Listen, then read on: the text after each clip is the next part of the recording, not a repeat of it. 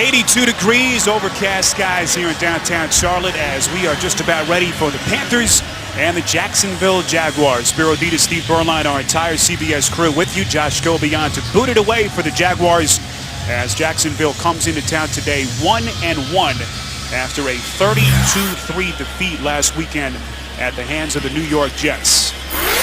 Meantime, Mike Goodson back deep to return, the third-year man out of Texas A&M. You've seen what he has done as a kick returner so far through 2 weeks of this NFL season.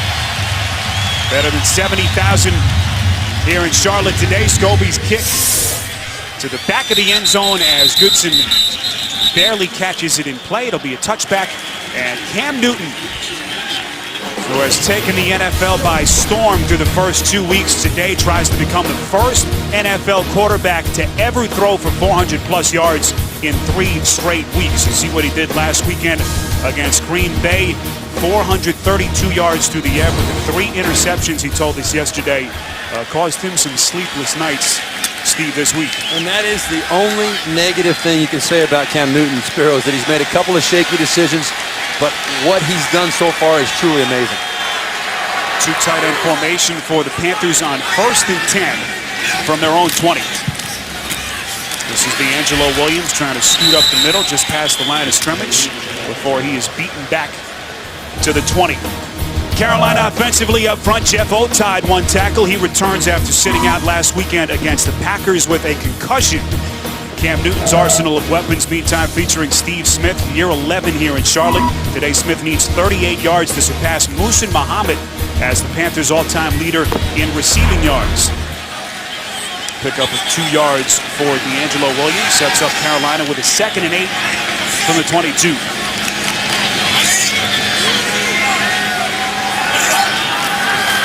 Newton 3 wideouts from the shotgun. Crowded flush from the pocket. Newton buying himself some time, trying to evade tacklers. He completes to his tight end at the 28-yard line. That's Greg Olsen, the 5th-year man out of Miami, a pickup of 7. Take a look at the starters defensively for Jacksonville, dealing with injuries today. Up front, Matt Roth is scratched, jammed his neck in practice late this week, and so 2nd-year man Austin Lane makes the start. Linebackers getting an upgrade this season with the addition of Paul Posluszny in the middle. He arrives after spending the last 4 years in Buffalo. And in the secondary, DeJuan Landry, also a high-priced addition to this unit. Landry, the hard-hitting free safety who spent the last 5 years with Baltimore. 3rd and 1. Newton again from the shotgun, fakes the throw. He picks up the 1st down as he lunges forward to the 35-yard line, a pickup of 6. I would mention the Panthers 0-2 coming into today. Here is the Panthers primer. You see the free agent additions, Shockey and Greg Olsen, who already has had a hand in this game, the 2 tight ends that they have featured extensively through the first 2 weeks of the season, and the subtractions there on the bottom of your list. Richard Marshall, one of their key contributors in the secondary, no longer here. So early in this game, 1st and 10, Panthers moving the chains here from their own 35. Draw play to Williams. Williams picks up 5, and he's brought down at the Panthers 40. We've already seen 2 examples, Spiro, of the difficulty that Cam Newton presents from a defensive perspective. You know, the first play, he drops back and past 3 guys had a shot at him. He's big, he's 6'5", 250-plus pounds, but he's slippery. People, they think they got a shot at him, they're going to knock him down, but they don't even get a hand on him, and he makes a play. And then he picked up the good 1st down on 3rd and short. You got to always worry about him running with the football. Williams 5 yards, sets up a 2nd and 5, some movement pre-snap. Looked like the right side of the Jacksonville defensive front. Neutral zone infraction, number 94 defense. Came in the neutral zone, caused the offensive man to false start. 5-yard penalty, still 2nd down. Bill Levy, our referee, that's Jeremy Mincy, whistled on a penalty. And Jack Del Rio displeased on that Jaguar sideline. And you got to give credit to the veteran Jordan Gross, the left tackle for Carolina. I don't think he reacted as he normally would in a situation like that, but he knew when Mincy crossed the line of scrimmage that if he moved violently, he would draw the attention of the referee, and that's what got the penalty for him. So the penalty sets up the Panthers' 2nd and 1, just inside their own 45. This is the fullback up the cut, Jerome Felton. Fourth year man out of Furman. Picks up 3 yards. And another Carolina first down. Steve, how about keys to stopping Cam Newton for Jacksonville today? Well, I don't know if there is a way to stop him. I think the word should probably be how do you contain Cam Newton, but you got to keep him in the pocket. Don't let him bounce outside. He's already hurt you. You don't want to give up any big runs. If he is going to tuck it, just give him the short run. Make him one-dimensional. Take away the running game. Make him throw the football. And then I think the most important thing, you got to keep doing different things on defense to confuse him and not get locked in out there. Newton actually tweaked an ankle late in the game against Green Bay here last weekend. Was in a walking boot Monday. But so far he's looked good. Here he is on 1st and 10. Airs it out near side to Smith, who caught it, but the referees say he was out of bounds at the 32. And so the pass is incomplete. And this is something that Rob Chudzinski really shows a lot of confidence in Cam Newton with. This is an attacking downfield offense, and you see Steve Smith got his right foot in, that left foot came in out of bounds. No doubt about it, it was not a catch, but Cam Newton looks surprisingly comfortable to me, Spiro, standing back in the pocket, going through progressions, and he's earned the confidence of his offensive coordinator, Rob Chudzinski.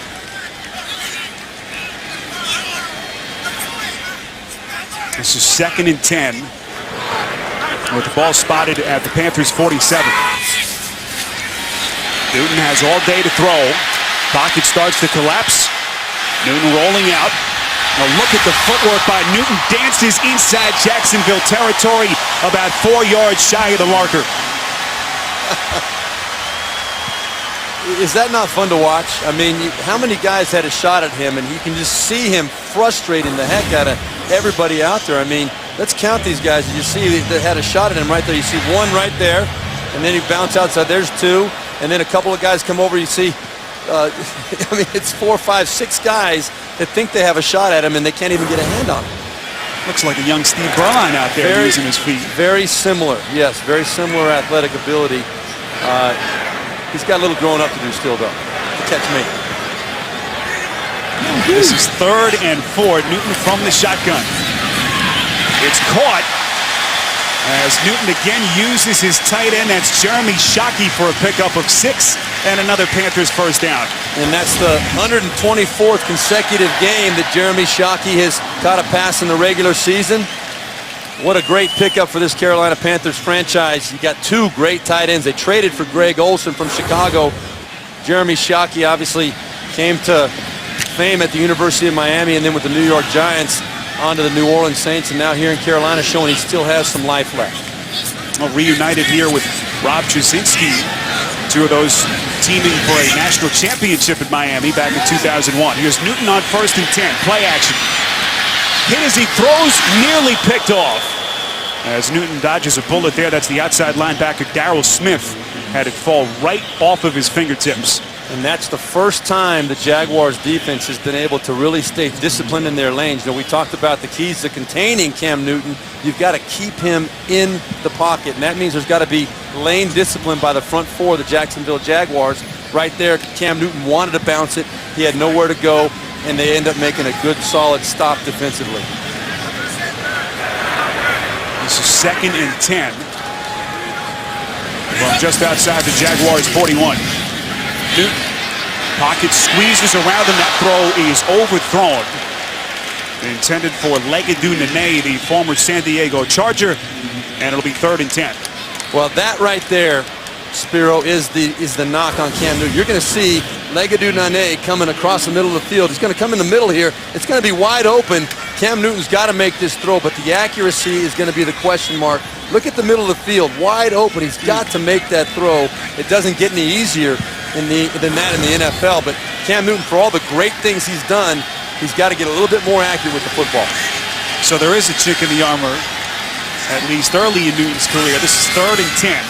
Newton again, bullet throw, nearly picked off a 2nd time. Intended receiver is Olsen, the tight end, at the 30, and the Panthers drive stalls. They'll be forced to punt. And I think those last 2 plays are a reminder that we are still dealing with a rookie here. It is not that easy to play quarterback in the NFL, and Cam Newton has made it look very easy, and his development truly is astonishing. But every once in a while, he's going to make a decision or a throw that you're going to say, oh, he still has some learning and some growing up to do. Jason Baker, 11th-year veteran out of Iowa, on punt. And Cecil Shorts 4th-round rookie fielding at his own 10. And that's where Jacksonville will take over. 31-yard punt as the rookie Blaine Gabbert takes the field as an NFL starter for the first time when we come back.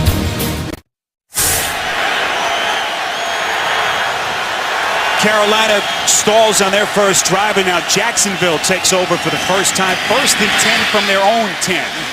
Blaine Gabbert keeps it on the ground on his first play. Maurice Jones-Drew ahead for 3 yards. And there is the 10th overall selection in April's NFL draft. Blaine Gabbert had a little cup of coffee late last weekend against the Jets. You see his numbers there, but today his NFL debut as a starting quarterback. He is the 3rd starter for the Jaguars in the last 15 days.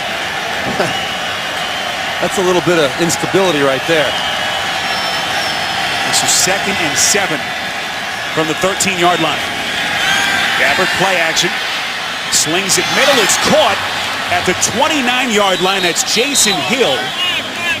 A pickup of 17 yards and a pretty good start, but there is a marker down. To the face, number 75, offense. Half the distance to the goal. Repeat 2nd down. Well, that's a little bit unfortunate right there. And Steve, let's take a look at the starters around Gabbert today. Eugene Monroe is just penalized, headlines the front. One of 2 bookend tackles. Evan Britton, the other, whom the Jaguars are hoping will produce for this team for a long time to come. Jack Del Rio has talked about getting the receiving guys going today. Jason Hill among those players, and also Mike Thomas, whose 11 receptions lead the Jaguars through the first 2 weeks of the season. Jack Del Rio unhappy, pacing the sidelines. The penalty negates a 17-yard hookup, and it's now 2nd and 14 from the 6. This is Maurice Jones-Drew, barely past the line of scrimmage as he picks up maybe a half yard. Take a look at the starters defensively for Ron Rivera's Panthers. Hampered by injuries, but Charles Johnson is healthy. He tries to pick up the slack. 11 and a half sacks a year ago, already 2 here in 2011. The linebacking core ravaged by the loss of both John Beeson and Thomas Davis. Omar Gaither, the Charlotte native, takes over for the injured Davis. The secondary, Chris Gamble, a late scratch with an ankle, and so Jordan Pugh, the Panthers' 6th-round pick from 2010, makes the start. Gabbert will work from the shotgun on 3rd and 14 from the 7. Gabbert eluding tacklers, but he's tripped up and sacked in the end zone for the safety. It was Greg Hardy who tripped him up, and it's 2-0 Carolina. It couldn't be a more difficult situation for Blaine Gabbert to start out his first drive as the starting quarterback in the NFL. Right there, you're backed up in your own end zone. A little bit of pressure from the outside. He's got to find a way to get that ball out of there.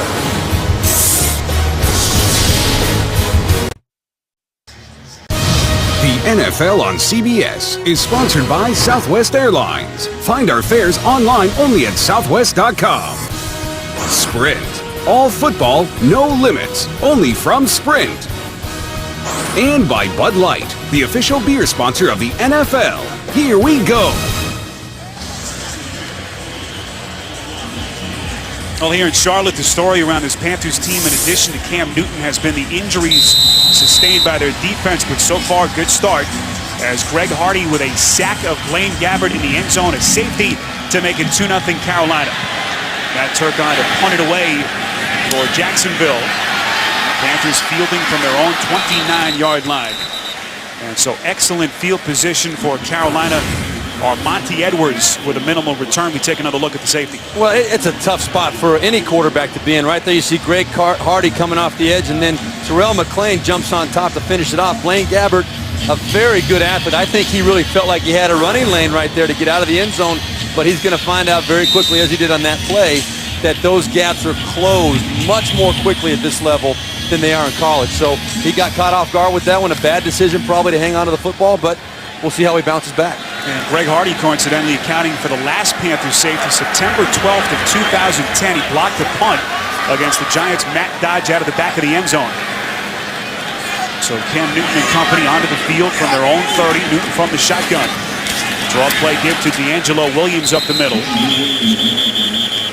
And picks up 3 yards with 7:21 to play in the first. A little bit of good and bad from Cam Newton so far today. Right there, the first play of the game. Look at how slippery he is. Makes a nice throw to pick up a nice chunk on first down. And then the straight design quarterback counter up inside. He can run the ball anytime on the football field. But how frustrating would it be to try and tackle this guy? You see him standing there. He's a big target. You think, I got a good shot at him, and then he just slithers his way right out of there. Now, he walked into our meeting room yesterday. It was the first time I had seen him in person. He's listed at 6'5", 244. He seems like he's 6'8". Some of the biggest hands, Steve, I've ever seen. They're almost Michael Jordan-esque. There is Newton on 2nd and 7. Airs it out down the sideline a little bit too far in front of Steve Smith.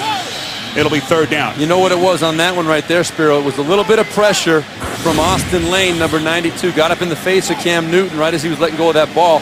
These are the throws that Cam Newton has been making the first 2 weeks of the NFL. He and Steve Smith have been hooking up quite a bit.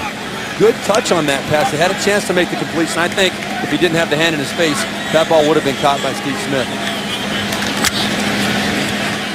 Well, we mentioned Newton today trying to become the first quarterback to throw for 400+ in 3 straight games. Tom Brady could do it as well today, with the Patriots playing at Buffalo against the upstart Bills. This is Newton on 3rd and 7. Pocket again collapses. He's hit as he throws. He completes to the tight end, Greg Olsen, for a Carolina first down. Oh, we mentioned Michael Jordan. Here are some of the athletic heroes that Newton looked up to as a kid. And he talked in our meeting extensively, surprisingly, about Muhammad Ali. You don't expect a 21-year-old kid to go that far back. Everything that he said, too, very well thought out, very well presented to us. I mean, he's a very thoughtful, reflective, intelligent young man that expresses himself very well. Pick up a 13 yards. This is 1st and 10. They keep it on the ground. First rush of the afternoon for Jonathan Stewart. Picks up 2 yards, and 2nd and 8 coming up. But that has been kind of the way the Panthers running game has looked all year so far, the first 2 weeks of the season, and we're not used to seeing that. Both Jonathan Stewart and DeAngelo Williams average over 4.5 yards a carry for their career. This year, both of them at 2.5 yards or less. It's just not something that this Carolina Panthers organization is accustomed to, and they know they've got to get that figured out. Early offensive numbers so far in the game. 2-0 Panthers. A safety by Greg Hardy, the difference with 5 and change left in the quarter. Newton rolling out. He's chased by Mincy. And Newton lunges forward inside Jaguars territory to the 47. Well, here is the tandem that they have nicknamed Double Trouble, but they have not lived up to that moniker so far through 2 weeks. And DeAngelo Williams, just coming into this year, signed a new $41 million extension. He's going to be here for a long time. Both of these guys, first-round draft choices. And Jonathan Stewart was in 2008 and DeAngelo Williams in 2007. They are going to be set at running back if these guys stay healthy for a lot of years. But they've got to find a way to get them on track to take some of this pressure off of Cam Newton. Newton from the shotgun on 3rd and 4 from the Jaguars 47. Newton's throw again sailing a bit high. Steve Smith trying to climb the ladder. The 5'9" receiver. It's incomplete, and Carolina will punt. Really good coverage by Rashean Mathis right there on Steve Smith. Just tight coverage. Not giving Cam Newton that back shoulder, a clean view of that back shoulder to throw that football. That's what a quarterback is looking for. Just some piece of that chest to stick that football on. Good coverage by Rashean Mathis. Well, Newton so far just 3 of 9 throwing for 26 yards. Jason Baker on the punt. Sees the shorts standing at his own 7. Signals for the fair catch and falls backwards to the 4-yard line. So once again, Blaine Gabbert and company pinned deep inside their own territory. A 2-0 lead for the Panthers here in Charlotte. You're watching the NFL on CBS. Oh, here in Charlotte, before the game, the Panthers honored Andrea Bazan, one of North Carolina's leading advocates for Hispanic and Latino causes, as part of the NFL's Hispanic Heritage Month, as its club honors the contributions of their Hispanic fans, players, and community. Here in Charlotte, Spiro Ditas, Steve Berline, our entire CBS crew with you. Second week in a row that Jacksonville has given up a safety on their opening possession. Last week it was Muhammad Wilkerson of the Jets dumping Luke McCown in the end zone. Today, Greg Hardy sacking Blaine Gabbert, and that's where we stand now, 2-0 Carolina. as Gabbert and company once again trying to get out from deep in their own territory. Jacksonville primer. You see some of the high-priced free agent acquisitions. Drew Coleman, their nickelback, who Jack Del Rio is hoping will really bolster that defensive secondary. A lot of significant moves on there. You look at Paul Posluszny, the draft choice out of Penn State about 3 years ago, coming here. You really have solidified the middle of their defense with Paul Posluszny. Some good moves by the Jaguars organization. Jones drew no gain on first down, so it's 2nd and 10. Gabbert completes to Hill again. Second reception for Jason Hill. Picks up 5 as he's forced out of bounds at the 10. Well, we did speak to Jack Del Rio quite a bit yesterday, and he said the keys he believes to success today against the Panthers, you got to keep your third downs in manageable situations. Make some explosive plays. There hasn't been a lot of things to be excited about in terms of big plays so far this year. And then, boy, it would be sure nice to get a lead and play with the lead a little bit. Jack Del Rio football teams here in Jacksonville, 44 and 11 when they score first. So he would like to get on the board first today, obviously. Pressure spot here for the rookie quarterback on 3rd and 4th, play action. And he is dumped once again, sacked at the 8. And Jacksonville will punt. Could not be a more difficult start to this game for Blaine Gabbert, the rookie, starting on his 10-yard line on the first drive, and this last drive started at the 5-yard line in a away stadium, a loud crowd, a lot of action going on. It's tough to drop back into your own end zone and feel confident throwing that football out of there.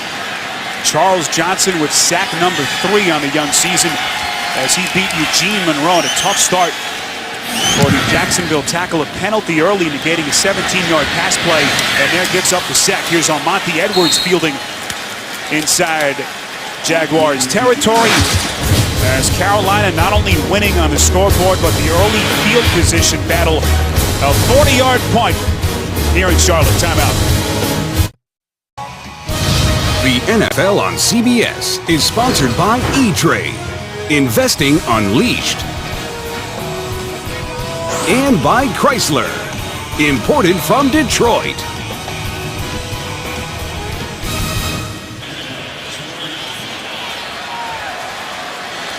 Here in Jacksonville, Charlotte rather, the Jacksonville defense back onto the field to try to slow down Cam Newton and company as the Panthers have the early 2-0 lead. 1st and 10.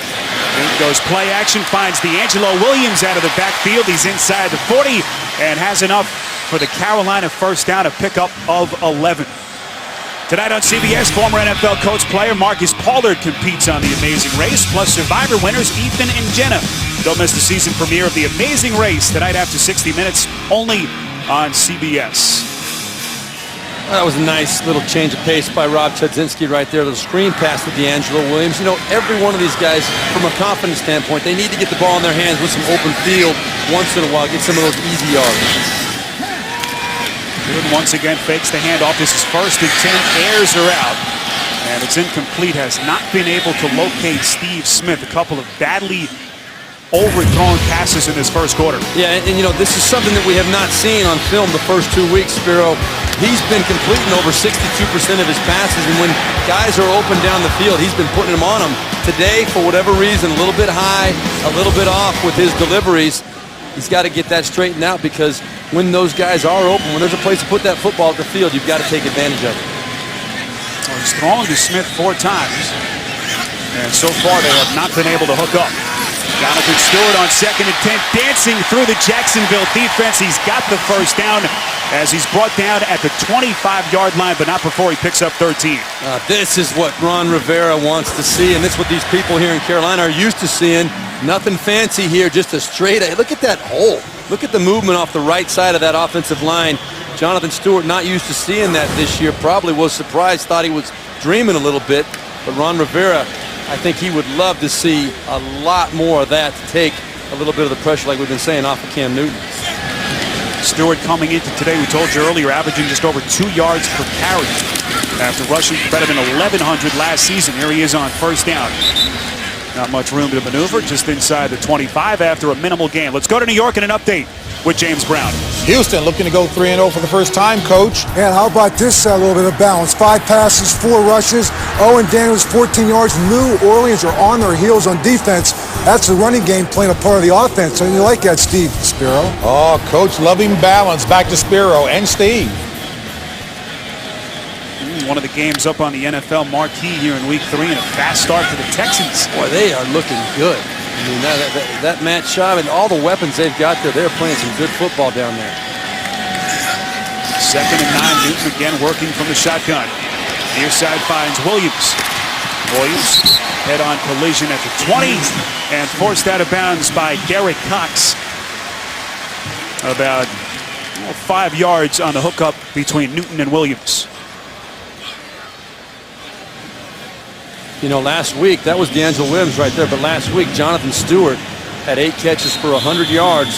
That's not something you're used to seeing out of any running back, the end of the first specifically here in Carolina. They're using the running backs a lot of different ways today. Now look, Greg Hardy, safety, the difference. End of one in Charlotte. You're watching the NFL on CBS.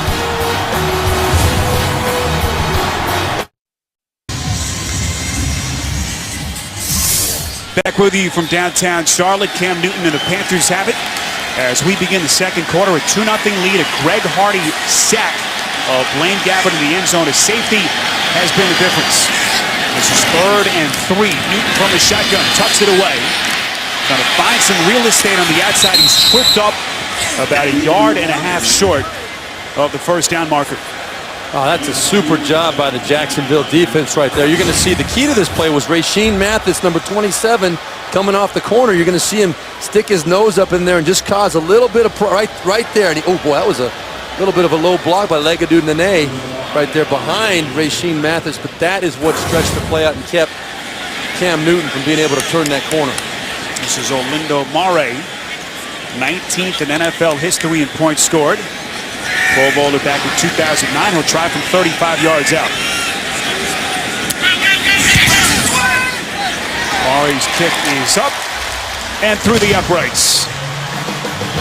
So the Panthers with an early safety and a 35-yard field goal from Olindo Mare have a 5-0 lead.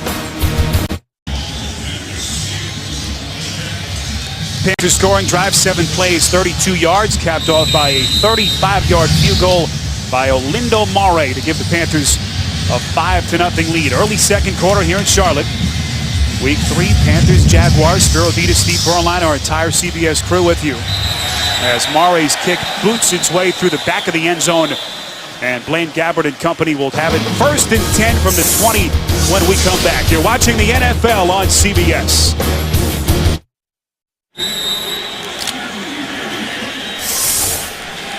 $5-0 Panthers, early stages of the second quarter as Blaine Gabbert and the Jacksonville offense trying to get themselves going. 1st and 10 from the 20. That's Maurice Jones-Drew up the middle for a pickup of 2 yards. You mentioned Blaine Gabbert, the 21-year-old rookie today making his first NFL start. His father and middle brother in attendance today, Chuck and Tyler Gabbert, making the trek from Missouri. And so far, much to cheer about as Gabbert has been beaten up, sacked early in the game. Has just not been given the protection that he'll need so far. This is 2nd and 7. Gabbert near side. That's his second completion right at the first down marker at the 30. Mercedes Lewis with the catch. There you see the quarterback selected in the first 12 picks this year. Blaine Gabbert was the 3rd quarterback pick, 10th pick overall. Jack Del Rio and the Jaguars decided to trade up from the 16th spot to get their man, and it's been all positive. They've been just waiting for the right time, and they think that the time is now for Blaine Gabbert. Taking over for Luke McCown. This is 3rd and 1. There's inches to go. Jones-Drew won't get it. Charles Johnson got there first, a loss of yardage at the 25-yard line. Charles Johnson was shot out of a cannon off the right side of the Panthers defense right there. You can see just a missed block. I believe it was Mercedes Lewis who was trying to just hook him to the outside, but he didn't have any help from the inside, and Charles Johnson said, "Thank you very much. I'll go this way up and inside and make the play for a 4-yard loss." Johnson already a sack And a tackle for a loss on that play. That's going to, I believe this is going to go on the Panthers. That's going to give Jacksonville a first down. Bill Levy is our referee. And you can see the reaction from the Jaguars players, their offense coming on the field. Neutral zone infraction. Defense came into the neutral zone, caused the offense to false start. 5-yard penalty results in a first down. And that is Jacksonville's first down of this first half. And that was off the left side. It was Thomas Williams, number 56, the linebacker. You're going to see him off the left side right there. He just leaned over the line. And that was what caused the flag to go up in the air. 4th and 4. Boy, you got him in a good situation. You're going to get good field position again. Instead, you give Jacksonville a whole new set of downs. So Gabbard, another shot. 1st and 10 from the 31. Play action. Incomplete. Intended receiver Mike Thomas takes a wallop at the 47. This is a Jacksonville offense now in 9+ quarters so far through week 3 has produced just 1 touchdown and 4 field goals. Well, you're going to see Mike Thomas coming across the middle of the field. This ball is a little bit late. That ball has got to be thrown right into this spot here from Blaine Gabbert. He waits a little bit too long and runs Mike Thomas all the way across the field into a collision. That's why that ball wasn't completed. 2nd and 10, they keep it on the ground up the middle.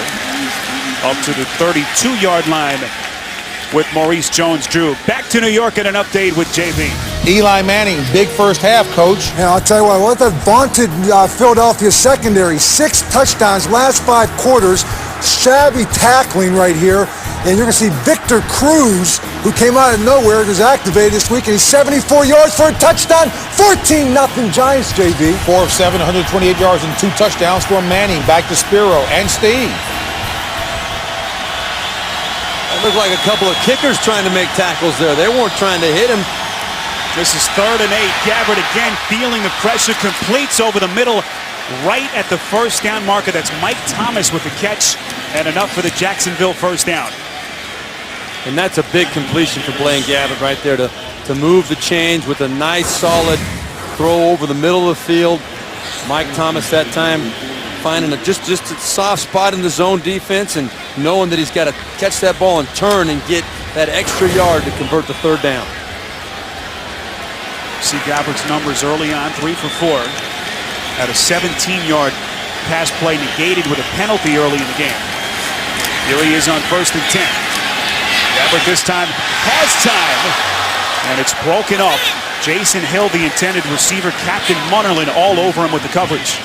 You know, that was a great job, not only by Captain Munnerlyn, but by Jason Hill to fight for this football. This ball would have been intercepted if Jason Hill did not go after it the way. Look at that right there. I mean, they could have possibly thrown a flag right there, you know, face mask on Jason Hill defending against Captain Munnerlyn, but that's what you want out of your receiver. The quarterback wants a receiver that's not going to just give up that easy interception.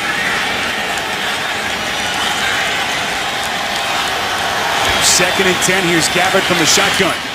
Jones drew the catch. Inside Panthers territory, a first down and much more. Finally brought down at the 32 after a pickup of 25 yards. I want you to watch something on this play. This play should have been hit for about a 5 or 6 yard gain. Watch the little shuffle step from Maurice Jones-Drew right there. Boom. Just a little. He knew exactly where the pressure was coming from James Anderson. It was almost like he had eyes on the side of his head, and to shuffle like that and turn what would have been a 5-yard gain into about a 25-yard gain. Great job. 9th play of the drive for Jacksonville. Thomas dumped down right after the catch. He loses yardage at the 36-yard line. Jordan Pugh making the start today at the safety position with the tackle. Yeah, I'm afraid it did happen, Jack Del Rio. Let's listen to this. Just a great job by Jordan Pugh. He knew that ball was coming. That's excellent preparation and scouting from the defensive staff, led by Sean McDermott, the defensive coordinator. There was no doubt in Jordan Pugh's mind where that ball was going. See the offensive drought for Jacksonville. 2nd and 11 now from the 35. Keep it on the ground, but nowhere to maneuver up front. First Rush on the day for Deji Kareem, the second-year man out of Southern Illinois. You mentioned the drought that this Jaguars offense has been experiencing, Spiro, and last week against the New York Jets, they only got inside the Jets' 30-yard line one time in the whole game. And this year, they've only been in the red zone one time in 2 games. That was against Tennessee in week 1. They have not had many scoring opportunities. Maurice Jones-Drew 7 rushes for just 6 yards so far. This is 3rd and 11. Blaine Gabbert's got to be careful here. Penalty markers fly before the snap. Ball start. Number 84, offense. 5-yard penalty. 3rd down. That's Cecil Shorts, the rookie wide receiver, and that's a big penalty right there. You're in field goal range. I was just about to say Blaine Gabbert has to understand the 35-yard line with a kicker like Josh Scobie. He can make a 53-yarder. You can't take a sack. You don't want to force the football because you need points. And then Cecil Shorts jumps off sides. Well, Scobie hit a 55-yarder last week, hit a 59-yarder week 4 last season. But now they're out of his range on 3rd and 16. Gabbert rolls out, throws, sideline. It's caught, but well short of the first down marker. Kareem with the catch. But that is going to make this a 53 or 54-yard field goal for Josh Scobie. I think Jack Del Rio has plenty of confidence in Josh Scobie to make this kick from this distance. That's a big 5-yard completion by Blaine Gabbert right there. That's knowing the situation and understanding, kind of a veteran move on his part. This officially will be from 53 yards, his career-long 59, as we mentioned. Try to cut into this 5-point Jacksonville deficit. Kid has plenty of distance, and it's good. And Jacksonville is on the board. Now at 5-3, favoring the Carolina Panthers. Well, it took them some time, but they finally are to break through on the scoreboard. 53-yarder from Scobie, timeout.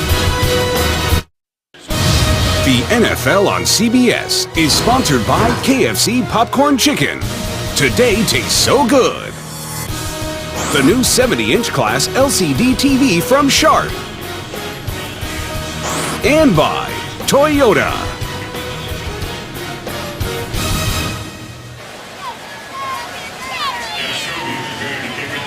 Well, Josh Scobie's 53-yard field goal has the Jaguars on the board for the first time today. The scoring drive, 12 plays, 45 yards in just over 6.5 minutes. It's baseball score so far with the Panthers in front 5-3. Spiro Dedes, Steve Berline, our entire CBS crew from Charlotte. Bank of America Stadium, week 3. Scobie's kick is fielded by Goodson in the back of the end zone, and a touchback for Cam Newton and the Panthers when we come back. Well, some rain starting to trickle down here in Charlotte. Doesn't figure to help either of these two offenses that have been unable to get off the ground so far in this first half. Cam Newton and Carolina have it 1st and 10. They take over from their own 20. Newton again too high with the throw. And what is going on with Newton today? That's about the 5th or 6th time he's overthrown his target. This is baffling here. You're going to see Jeremy Shockey right here at the top of the route right here. He's going to go right to him. Actually, he's the inside receiver. He just sits down on the 30-yard line. Look at the lane. There's nobody obstructing Cam Newton's view. Shockey could not possibly be more open. There was no pressure on Cam Newton. He's got to make that throw. It's why you can't pass up yards like that. You see Newton's numbers just 5 for 13 so far in this first half. So a short hookup with the tight end Jeremy Shockey for a pickup of 8 yards.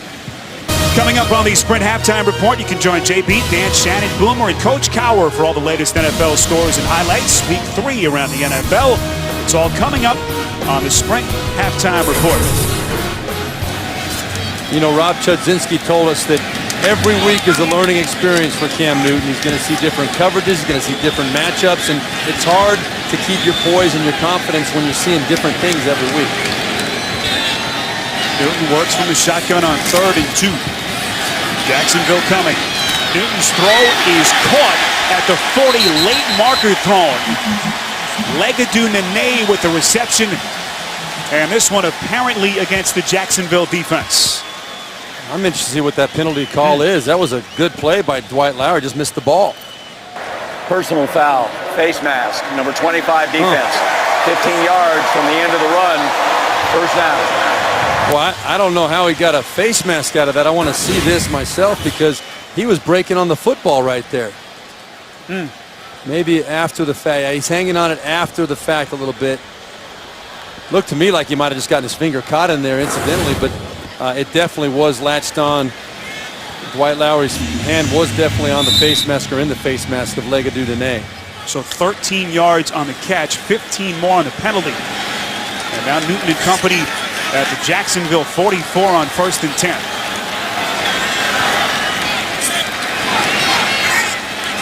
Olsen in motion.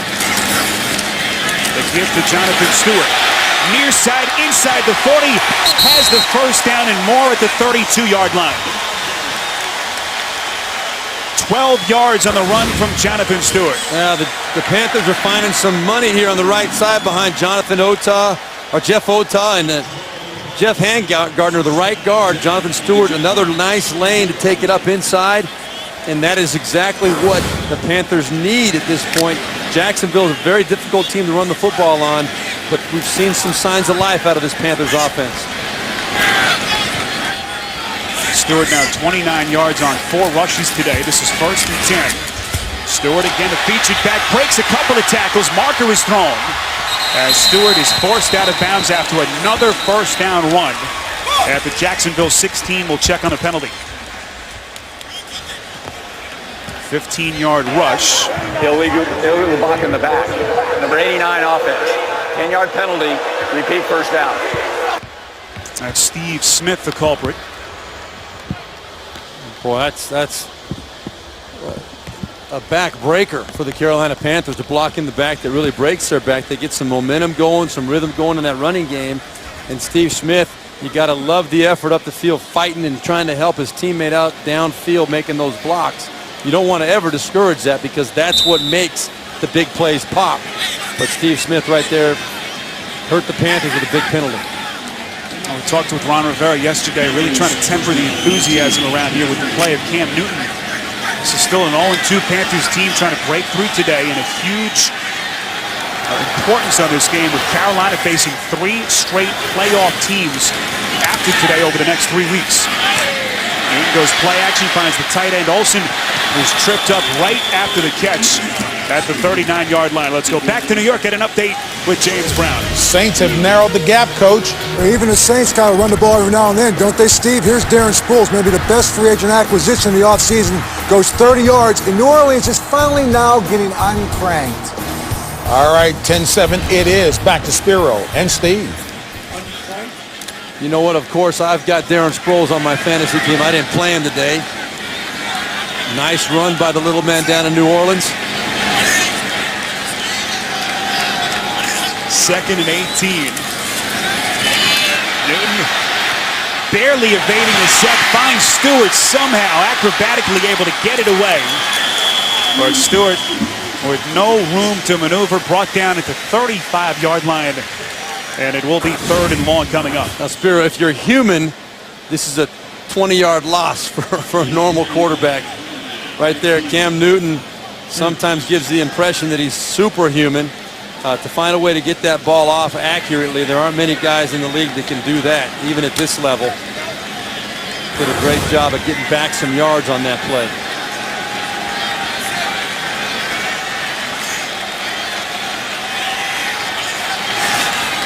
Newton on 3rd and 15.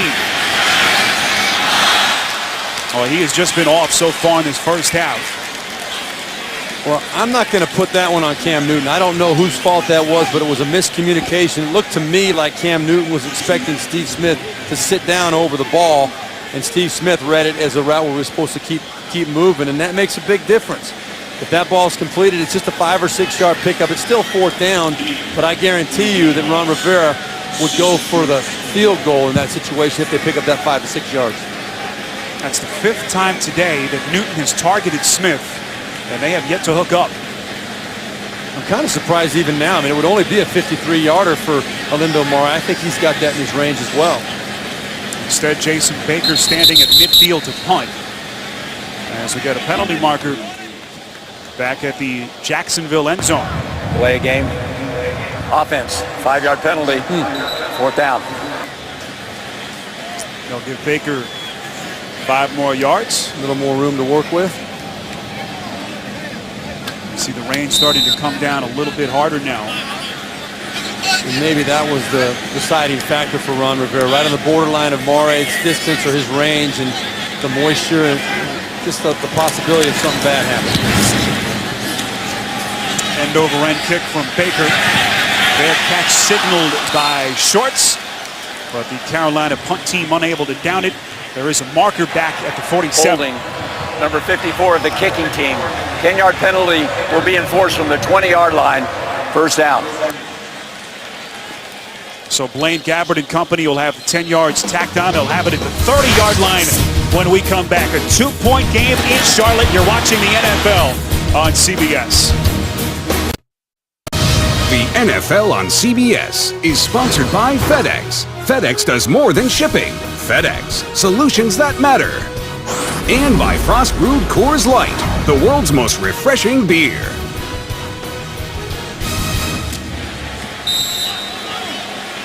Well, we were told the weather would hold up today. It hasn't been the case. Rain starting to come down a little bit harder now.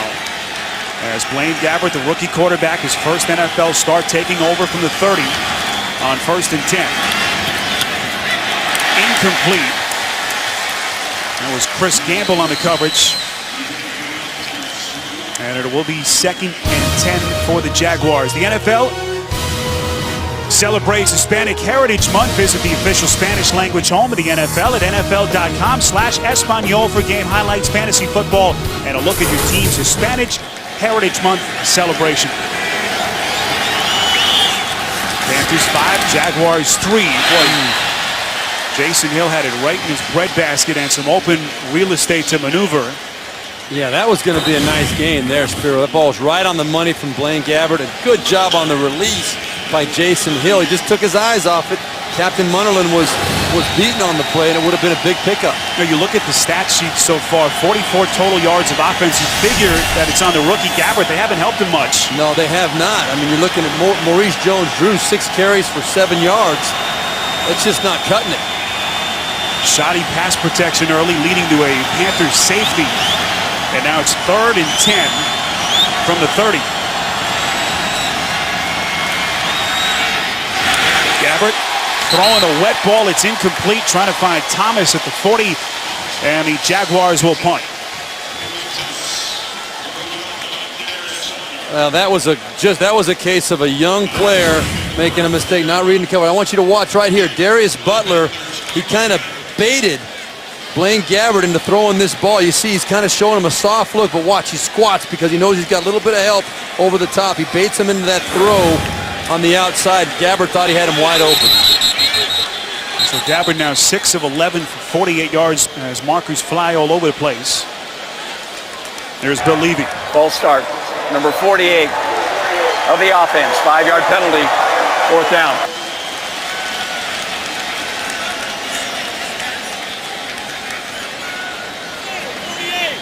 Jeremy Kane on the penalty.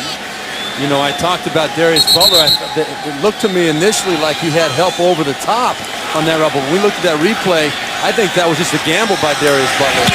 Might get observed by Dirk Cutter a little later in the game. While Monty Edwards fielding at his own 27, makes the first couple of guys miss and lunges forward to the Panthers 34. Well, before there was Cam Newton, there was Steve Berline here in Charlotte, the last Panther to have consecutive 300-yard pass games. 1999, Steve's Pro Bowl year, he threw for 373 yards and a game-winning score as time expired at Green Bay. Then 6 days later, 368 in a win over the San Francisco 49ers. Did you see me soar into the end zone there? I mean, did. Cam Newton's got nothing on me. I'm telling you. You can't coach that kind of running ability.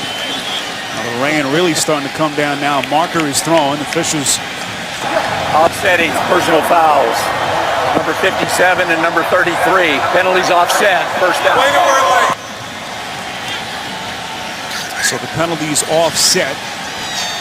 And Newton and company will have it 1st and 10. They will spot it at the 34-yard line. Newton so far today just 9 for 18 if you've just joined us. He's never seemed to me from up here gotten comfortable down on the field. And very confident. We talked to him yesterday, and he's been very consistent the first 2 weeks of the season. Today, just a little bit out of sync.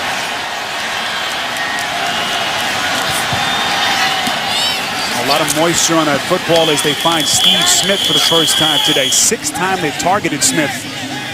And the first reception for the 11th-year veteran. Out of bounds after a pickup of 2 yards. You can manage all of your CBS Sports fantasy football teams on your mobile device. Just download the free app today at cbssports.com/mobile. Well, we know that it's raining. It's causing the football to be a little bit slippery, but I put my hand up to Cam Newton's yesterday, and I've got decent-sized hands, but his fingers were literally 1.5 inches longer than mine. I don't think the rain affects him very much out there. They go draw play to Jonathan Stewart. So it looks like Carolina will go the safe route here, and it is pouring. Now at Bank of America Stadium, a pickup of 2. Well, we've seen some good and bad today. You know, a couple of nice passes. We've seen a lot of good movement from Cam Newton today. But where he's really been a little bit off has been the up-the-field throws. He's had some chances to make plays up the field. It just hasn't happened.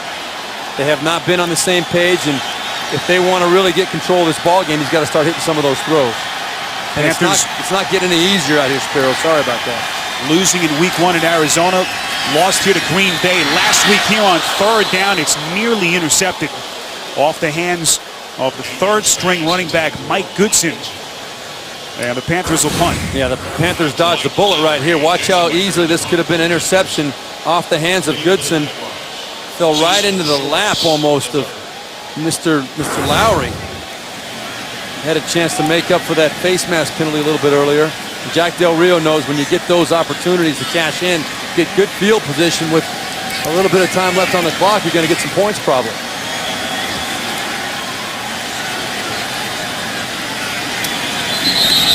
Cecil Shorts back deep to return the punt from Baker. But more penalties here, whistling the play dead. False start, number 59.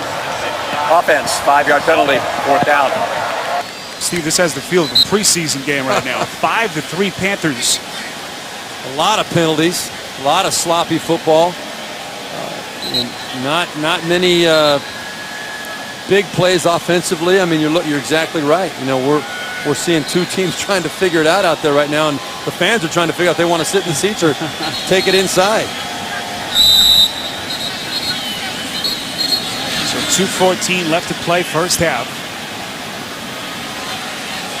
Well, we were told it was only about a 20% chance of rain today. The clock operator put 2:16, 2:16 on the game clock. Weatherman here in Charlotte's fired. Thank you. Not only is it raining, it is coming down a torrential downpour, it seems like here. As Baker will stand at his own 19 to punt it away.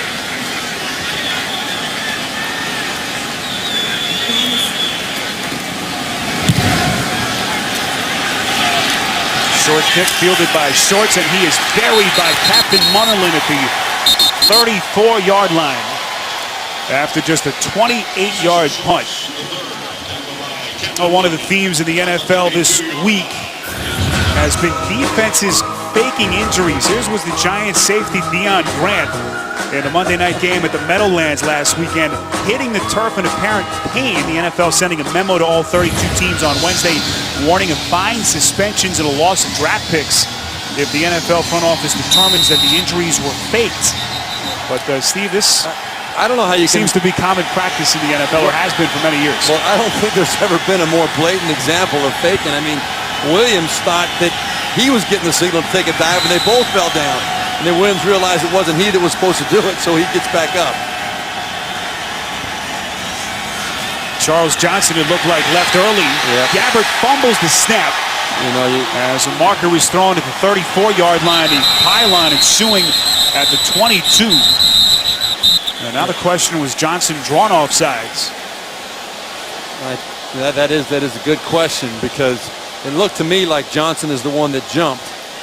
But if he was drawn off sides, that would definitely be a live ball then.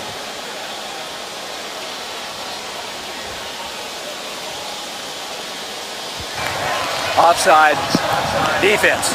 5-yard penalty. Repeat first down. The clock needs to run to 2 minutes. This will be the 2-minute warning on the game clock. No doubt about it. The number was 95. Now the rain continues to come down as we reach the 2-minute warning here in Charlotte. Timeout. Panthers and Jaguars playing in a downpour here in Charlotte. 5-3 lead for the Panthers. With just 2 minutes left before halftime. Gabbert the give to Maurice Jones-Drew out past the 44. Chopped down at the 45-yard line as Jacksonville picks up a first down. Coming up, the Sprint halftime report. JB, Dan, Shannon, Boomer, and Coach Cower in studio with all the scores and highlights. Week 3 around the NFL. It's all on the Sprint halftime report. Timeout, Carolina, their first. Panthers will burn their first of 3 timeouts with $1:47 to play in the second quarter. And that was a timeout. That was a timeout because of the injury on the field right there, Spiro. They were charged. Let's talk about strength of schedule right here. These two teams coming off of very average years. How about getting the first and third toughest schedule in the NFL? That's just not fair. Panthers just 2-14 a year ago. Jacksonville, of course, missing the playoffs for a 3rd straight year. Right. And you'd figure that there would be some kind of comfort in your schedule the next season, but not to be.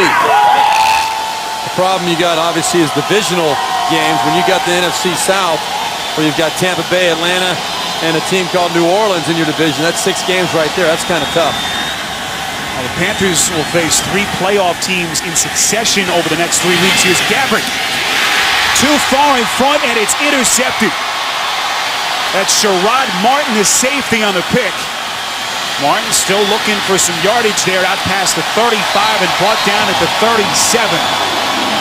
As Gabbert throws the first pick of his NFL career. That's going to be a little bit of teaching reel for Blaine Gabbert right there. You're going to see he pumps hard to the right. It pulls the safety over there, over the top. Sherrod Martin, he's being pulled that way by the quarterback. And then in these conditions, the ball kind of flutters out there. It's about as easy an interception as you're ever going to see. Sherrod Martin could have fair caught that thing, I think, and been absolutely fine. But Blaine Gabbert got to make sure that one of the things that those safeties are doing, they're always reading your eyes. And if you're going to throw it right, you better be doing something to hold that safety. We'll see if Rob Jasinski and the Panthers offense take a shot here. Newton from the shotgun on 1st and 10. Newton's receivers covered, had time. It's incomplete. Off the hands of Jonathan Stewart. It'll be 2nd and 10. Now, this is one of the things I truly love about football, about the game of football. I mean, what other sport would you see guys out there, grown men out there sloshing around, rolling around in the mud, trying to find a way to move the ball? That's one of the things that's so great about this sport. You play no matter what the conditions might be pretty much, and you just go out there and you find a way to do the best you can. Well, even if the rain stops, you wonder what condition the field will be in the second half. As more penalty markers fly. False start, number 67 offense, 5-yard penalty, 2nd down. I think these two teams will just want a do-over after a very sloppily played first half. And now even sloppier with this weather as the heavens have opened up here in downtown Charlotte. And look at the water now coming into Bank of America Stadium. It's draining from the top level onto the bottom level all the way around this stadium. That field got absolutely soaked pretty quickly. This is 2nd and 15 from the Panthers 34. Well, despite the rain, they're going to the air again. Short screen pass to Stewart. Brought down to the original line of scrimmage. Stewart says he's still up. No whistle. Jaguars territory to the 20. Brought down inside the 10. No whistle was blown. And Carolina will have it 1st and goal after a 61-yard play. Timeout, Carolina. Well, we've got to see this. Screen pass to the left side. He was drilled. Oh, my goodness. Flipped over the top. The question is, did any part of his body hit the ground? That's incredible balance by Jonathan Stewart. He was drilled on that play. The previous play. Yeah, it's got to be reviewed.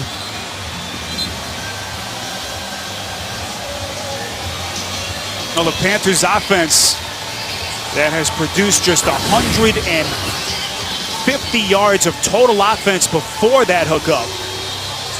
And we'll take another look here. Was Stewart on the ground?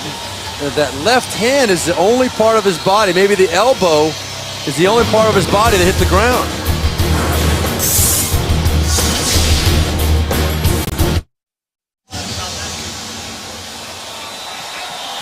Well, this play still under review. A 60-yard hookup between Cam Newton and Jonathan Stewart. The question, was Stewart's body on the ground? And I don't think we've seen an angle that'll overturn the call in the field, which was a complete pass. You're exactly right, Spiro. I don't think they're going to overturn. I just spoke during the break with Carl Johnson, the director of officials for the NFL, during the break, and he said other than the hand or the knee touching the ground, anything else is considered down by contact if you're taken to the ground. But the question would be if his elbow hit the ground. I asked him specifically if it was his elbow, then it would be down by contact, but I didn't see an elbow hit the ground. Again, a call on the field. The runner's left complete. elbow was down.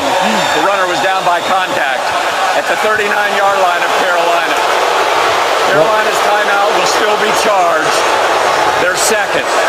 Well, that was the only question, and it was clarified to me again at the break, is if his elbow hit the ground, that would be considered down by contact. I just don't know with this rain and with the bodies that are in the way, if there's a way to tell whether that elbow hit the ground. I haven't seen an angle where it clearly shows that elbow hit the ground. It's got to be clear to overturn it, Spiro. Remember, that's the only angle right there. From that angle, you can clearly see that his left elbow made contact with the ground. Stewart stabilized himself, and so a 60-yard hookup. That's got to be the only angle that they could use. To me, it still is a little bit gray. I would have a hard time saying that definitively shows, but obviously the officials think otherwise. So I think it's safe to say the elbow did hit the ground. I'm just not convinced that I saw it. The 60-yard hookup turns into a 5-yard play, as they will spot the football now way back at the Carolina 39-yard line. Well, it is a game of inches in so many different ways. I mean, if that elbow, which I believe if it did hit the ground, it probably just grazed the ground, that ends up being one of the highlight plays of the NFL season. Jack Del Rio and company looking on from the Jaguars sideline as Bank of America Stadium at this rate is going to be completely flooded out by the time this game is over. This is 3rd and 10. Newton from the shotgun, Olsen in motion. Newton fumbles the snap. He's hit from the back. Still finds Olsen out of the backfield. More dangerous play by Newton there. They lose 5 yards, and the Panthers will punt. Well, I am really surprised that Cam Newton didn't get blown up right there by Jeremy Mincy. Had a clean shot at his back. 30-second timeout. Timeout Jacksonville. Cam Newton could have taken one right in the middle of that number 1 from behind right there from Jeremy Mincy, but shows you how big and strong he is, but also I think the fact that the field is so soggy, Mincy could not explode through his back. Steve, I'm surprised these two teams aren't just taking a knee at this point, getting out of here and regrouping at halftime. Dangerous play by Newton there. Very dangerous. I mean, if that ball pops out, you're basically spotting Jacksonville some points because they're going to recover it inside the 30-yard line. Now, obviously, a field goal at this point is not a gimme on these field conditions, but Jason Baker on to punt. Cecil Shorts at his own 29. Baker gets off a decent kick, takes a Panthers bounce inside the 25 and down at the Jaguars 23. So 53 seconds left before half. Some amazing pictures inside the stadium. Trying to do a little bit better than that. Panthers fans having whatever fun they can here. He's going to be shoveling water for a while, I think, to get that boat empty. Wishful thinking. As Blaine Gabbert back onto the field. And it looks like Dick Cotter and his Jaguars offense will just wave the white flag with 44 seconds left before halftime. I think that's definitely the right decision here, Spiro. You know, you could have made a case for it last drive with the Panthers, but with time on the clock, I think Jack Del Rio would have tried to use the timeouts and make Carolina do something with the football, see if they could handle the snap on the punt, anything like that. Now Jack Del Rio is just willing to concede the rest of the time, I think. This will be the final play of the first half. Maurice Jones-Drew up the middle, has some room. Inside Panthers territory and finally brought down at the 34-yard line. And now Jacksonville will call for time as Jones-Drew scampers for 40 yards. Well, just when you think you got it figured out, they're going to take a knee and run out the clock. This guy pops up the middle and rips off a huge gain. Jack Del Rio now, he can throw the ball into the end zone. I don't think you can even expect Josh Scobie to be able to get the football up in the air from outside of 30 yards right now in these conditions. So I think we're probably going to see a ball thrown into the end zone from Blaine Gabbert. Normally this would be well within Scobie's range, his career-long 59 yards. But not in these conditions. You see Jones-Drew's numbers, 54 yards on 10 attempts. And the majority of them on that run right there. The Panthers defense has done a great job today shutting him down. The Jaguars are not used to at all being shut down in the running game the way the Panthers have controlled them today at the line of scrimmage. Jaguars do have one timeout. 1st and 10 from the Panthers 36. Let's see if Gabbert can get the ball into the end zone in these conditions. Gabbert stepping into the throw. It's caught by Thomas, sneaking forward. Touchdown. And he's into the end zone. Touchdown Jacksonville with no time on the clock. 36 yards Gabbert to Thomas, and Jacksonville has taken a lead. I got pretty excited about that, Spiro. Sorry about that, but look at this. How does this happen? Last play of the game, great job by Blaine Gabbert just saying, well, if I can get it to Mike Thomas inside the 10, he can make a couple people miss a tackle. That's a touchdown. Unbelievable. That had to be discussed on the sideline by Dirk Cutter, Jack Del Rio. Somebody probably said, hey, they're going to expect us to throw the football into the end zone. If Thomas comes open underneath, put it right on and let's see if he can scoot into the end zone. If that did indeed happen, which I think it did, what a great strategy to employ at this point in the ballgame. Josh Scobie on for the point after. And for the Jacksonville Jaguars, their first touchdown in 9+ quarters. Oh, you talk about a backbreaker for the Carolina Panthers. Maurice Jones-Drew set him up with the 40-yard run, and then Gabbert finds Thomas on a 40-yard touchdown with no time remaining. You're exactly right. That 40-yard run by Maurice Jones-Drew, that's what gave the Jaguars a chance. That's the end of the first half in a rainy downtown Charlotte. We'll be back with the Sprint halftime report after this message and a word from your local station.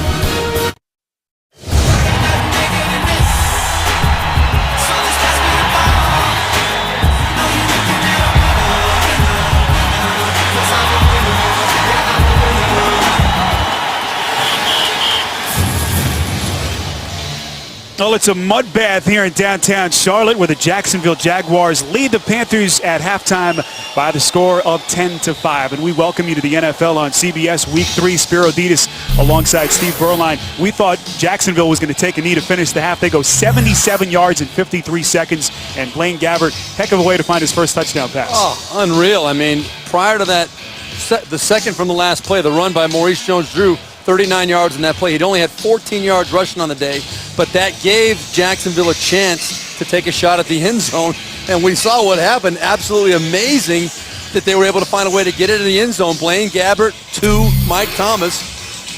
Oh, take a look now at the NFL Mobile Recap presented by Verizon, and here it was, 36-yard touchdown strike. Mike Thomas from Blaine Gabbert.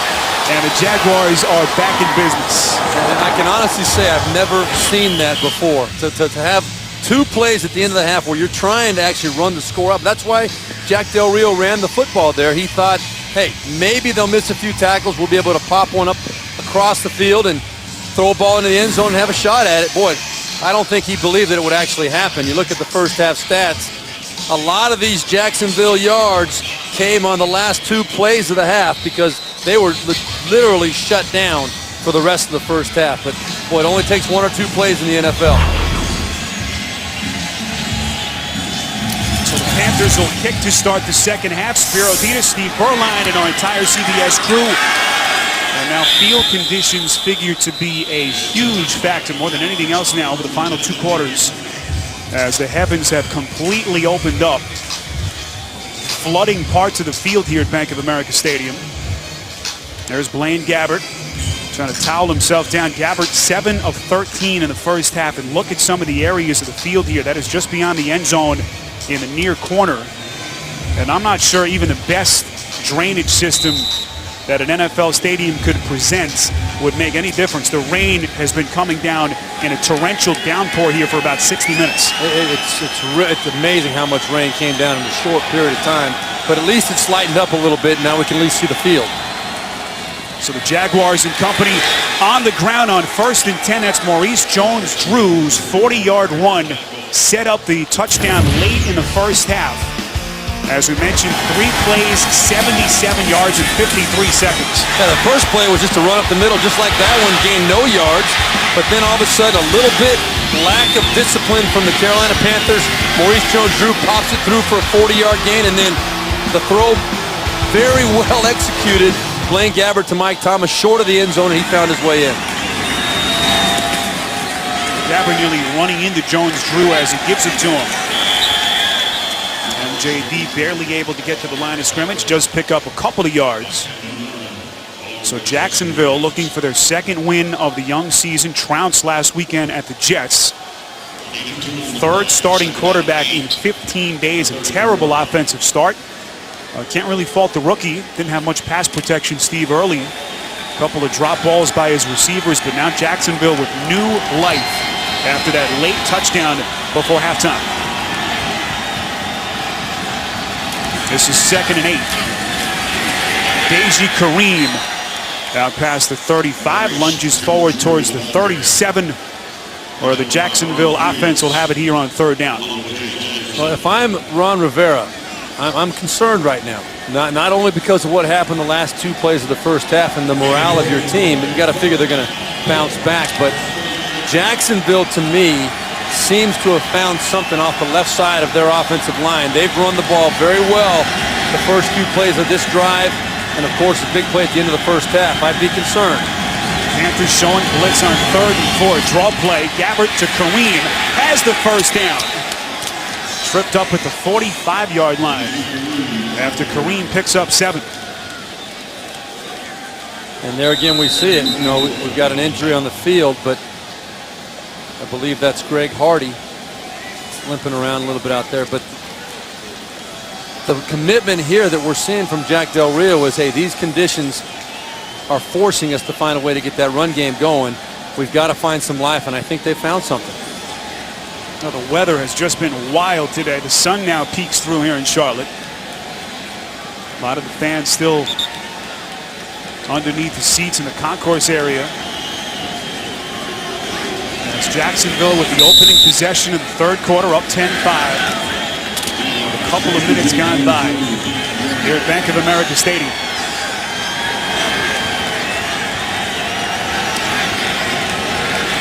High formation set on 1st and 10. Gabbert on the ground again to Kareem.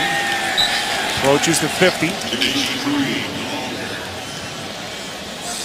Picks up about 4 yards on 1st down. And suddenly Jacksonville playing with some confidence offensively. This is the kind of ball game Jack Del Rio wants right now. Given these situations, these conditions with the rookie making his first start in the NFL, he knows how valuable it is to have that run game going. But that run right there, you said 4 yards, that's a big 4 yards. If they can grind it out and pound it up in there and get 4 yards a pop, they're going to control this football game.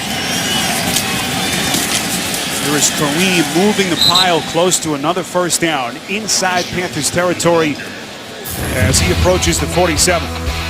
Most sloppily played first half, no thanks to the weather here. Gabbert fumbling a snap. He was sacked for a safety early on. And just all around sloppy play on both sides. That was the 60-yard Stewart run that was negated as the referee said that Stewart's elbow had hit the turf.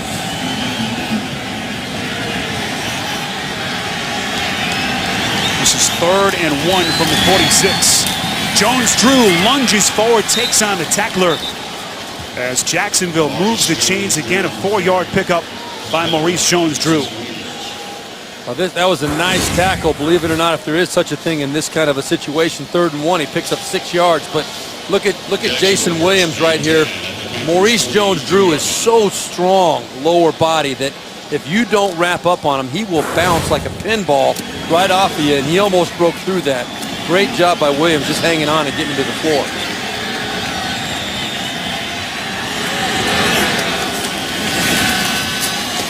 Jones-Drew on 1st down, met right at the line of scrimmage, picks up 2 yards. Forward progress takes him just inside the 40. Tackle made by Williams.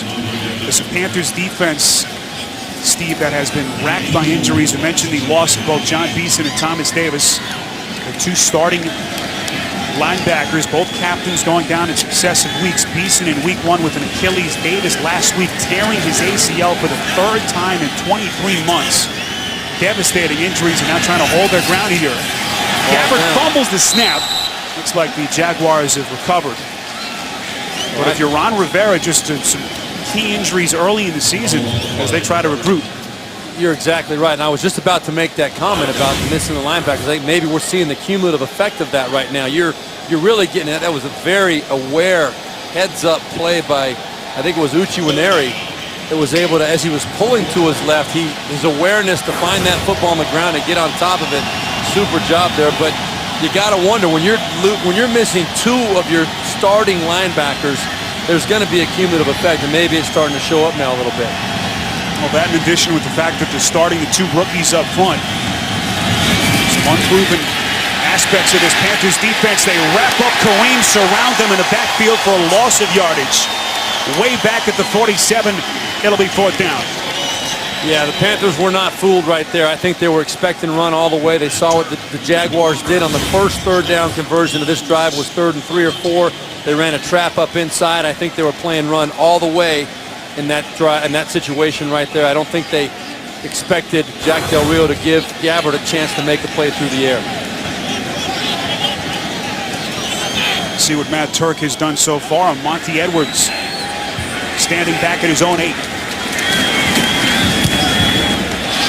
Turk, the 16-year veteran, angles the kick out of bounds inside the 20, and that's where Cam Newton and company will take over. A late surge in the first half has given the Jacksonville Jaguars a 5-point lead. Timeout. Well, Cam Newton breaking all kinds of records weeks 1 and 2. Different story today, just 71 yards passing so far. But the rain has subsided, the sun is out, as Newton and company will try to pick up the pieces here on their first drive of their 3rd quarter. D'Angelo Williams loses yardage on 1st down, a couple of yards behind the line of scrimmage. It'll be 2nd and 12. Tonight on the season premiere of 60 Minutes, inside the best counter-terror team in the world, New York City's elite police force, plus the creators of South Park. At 60 Minutes tonight, only on CBS. Spiro, that was a man's play right there by Tyson Aluwalu. He broke through that line and just stuffed that play on sheer will.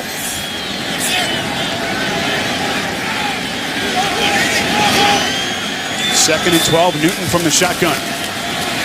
Over the middle, it's tipped. Posluszny burying the intended receiver. It was Jeremy Shockey was thrown behind them and once again too high. And you wonder, Steve, at this point, if it's just a mental thing with Cam Newton. Well, he's off. There's no doubt about that. This ball should have been intercepted by Darrell Smith right there, cutting in front. He baited. We talked about Blaine Gabbert earlier, being baited into a throw earlier in the ballgame. Right there, Cam Newton was baited by the veteran linebacker Darrell Smith into throwing that pass underneath, and Darrell Smith almost made him pay for it.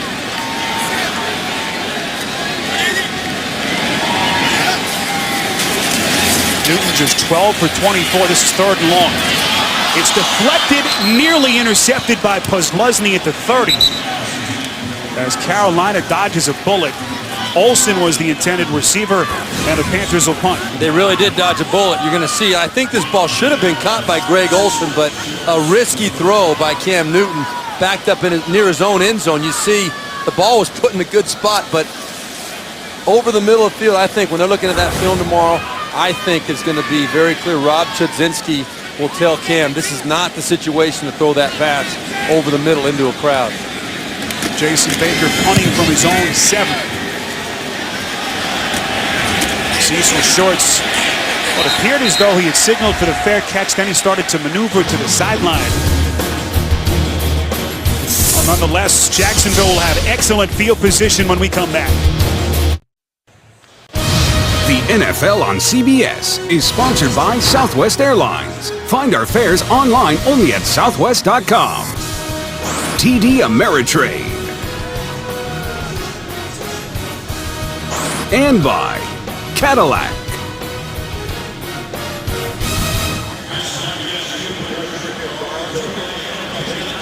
No torrential downpour here for about 60 minutes. In the first half, the rain has now stopped.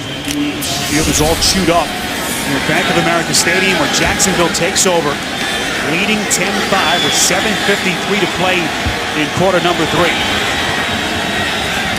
Spiro Ditas, Steve Berline, our entire CBS crew gathered on the ground. Lose yardage. James Anderson, the outside linebacker, got there first for the Panthers. Jacksonville, Steve, now 11 plays that they've run since halftime. Every one of them has been on the ground. Yeah, and I think Ron Rivera, as the head coach, and then Sean McDermott, defensive coordinator for the Panthers, have figured that out. And it was made very clear on the last drive that Jacksonville, with these conditions, wants to hammer it up in there. We saw a great run blitz right there. James Anderson shooting through the gap, saying, okay, you're going to run the ball, we're going to play the run. Here's Gabbard on 2nd and 11. There's it out far side. Hill has his step, makes the catch, but he's out of bounds. Gabbard airing it out, put it on the money, but Hill just ran out of real estate. Well, you said on the money, you're right, Spiro, in terms of the ball being caught, but he wasn't caught in bounds. You got to, as a quarterback, you want to give your player a chance to make that catch. The aiming point on a pass like this is about 40 yards up the field, about 3 or 4 yards in from the sideline, so the receiver can adjust a little bit to the outside. That time, Gabbard didn't give any room to adjust to the outside. Dick Carter, the Jags offensive coordinator, will put Gabbard in the shotgun on 3rd and long. Draw play to Jones, Drew. Panthers defensive front holds its ground. Now some pushing after the snap. Looks like Brad Meester and Terrell McLean got tangled up, as Jacksonville will punt. I'd like to see that fight out of the rookie, Terrell McLean, right there. We've heard a lot of praise about them this week around the Panthers facility. These 2 young defensive linemen, they got stout there on that last drive. Well, Monty Edwards will field the punt here from Matt Turk. Turk drops it for a moment, and he's wrapped up and brought down at the 38-yard line. For Jacksonville with poor special teams play last week at the Jets. And a huge mistake here will give it to Cam Newton and company inside Jacksonville territory. Matt Turk, the 16th-year veteran, couldn't field a punt. Timeout. Well, a botch snap on the Jacksonville side. Matt Turk tackled inside their own territory. Now Cam Newton and company with their best field position since early in the game. D'Angelo Williams up to the 35-yard line as Matt Turk looks on, the 16th-year veteran punter. Yeah, and there's really no excuse. Matt Turk knows that. That ball was a perfect snap. It just slipped out of his hand, and that is a very, very costly mistake at a key point in the game. If I'm Rob Chudzinski right now, and I know his thinking, he's from the Norv Turner School of Offensive Football, take a shot right now. Let's go for the end zone. Just 135 yards of total offense for the Panthers. Here's Williams on a cutback. Need to get to the 28. As we take a look at that botched punt here one more time. Now you can see, I mean, that ball is about as perfect a snap as it can be, especially given these conditions. He's got it in his hands. It just slipped right out of his hands. He's getting ready to drop it. And Richie Brockle more than willing to wrestle with Matt Turk there in that situation for sure. Turk can only hope that his Jaguars can get out of this jam. This is 3rd and 3 from the 30. Newton, play action. Near side finds Olsen for the first down at the 22-yard line. 9 yards through the air and a Carolina first down. Spiro, I'm sure you've heard that the offense has the advantage in wet conditions because they know where they're going and the defender doesn't.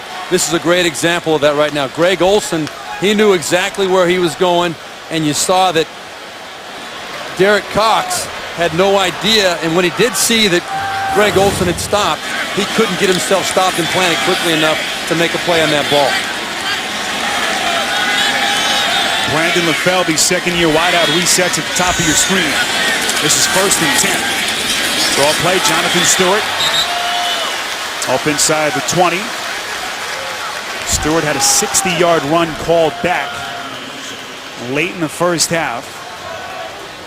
They say that his elbow made contact. Otherwise, the Panthers would have had a 1st and goal, a chance to build on their lead before halftime. But a brand new football game here, down 5 points. And Cam Newton's got to do something here himself, and he's settled down a little bit, made a couple of nice throws this second half, but he's got to reestablish his confidence in making some plays out here for his team. This is 2nd and 5. They fake the draw play. Newton outside. A nice coverage by Posluszny, forcing the cutback from Newton, who gets inside the 15. Well, we talked in the open about how Paul Posluszny is going to have a lot of pressure on him to make plays just like this. One-on-one in the open field. You saw great discipline by Posluszny right there. A lot of guys would have lost balance and tried to shoot at Cam Newton when he made that quick stop. Posluszny just kept his balance, kept his base, waited for Cam Newton to change direction, and was right there to make the play. Posluszny leaving Buffalo after 4 years there. Chance to come here and play the middle in this 4-3 Jaguars defense. Now trying to hold its ground. 3rd and 3 Panthers from the 15. Newton trying to get it himself. He won't. Maybe a yard. Needed to get to the 12-yard line, and it will be 4th down for the Panthers. I think this is Cam Newton's welcome to the NFL moment right here. This is where you realize it's a little bit different than even playing in the SEC. Right there, Cam Newton is used to being able to run over people, move the pile, and pick up 3 yards. Right there, he ran into a brick wall called the Jacksonville Jaguars front 7, and they drove him back, forcing Carolina to kick a field goal. So Lindo Mare will come on. This will be a 32-yard attempt. Jason Baker, the punter, to hold. Mare's kick is good. No points have been at a premium here. Rainy conditions in Charlotte where the Jaguars lead the Panthers 10-8. You're watching the NFL on CBS.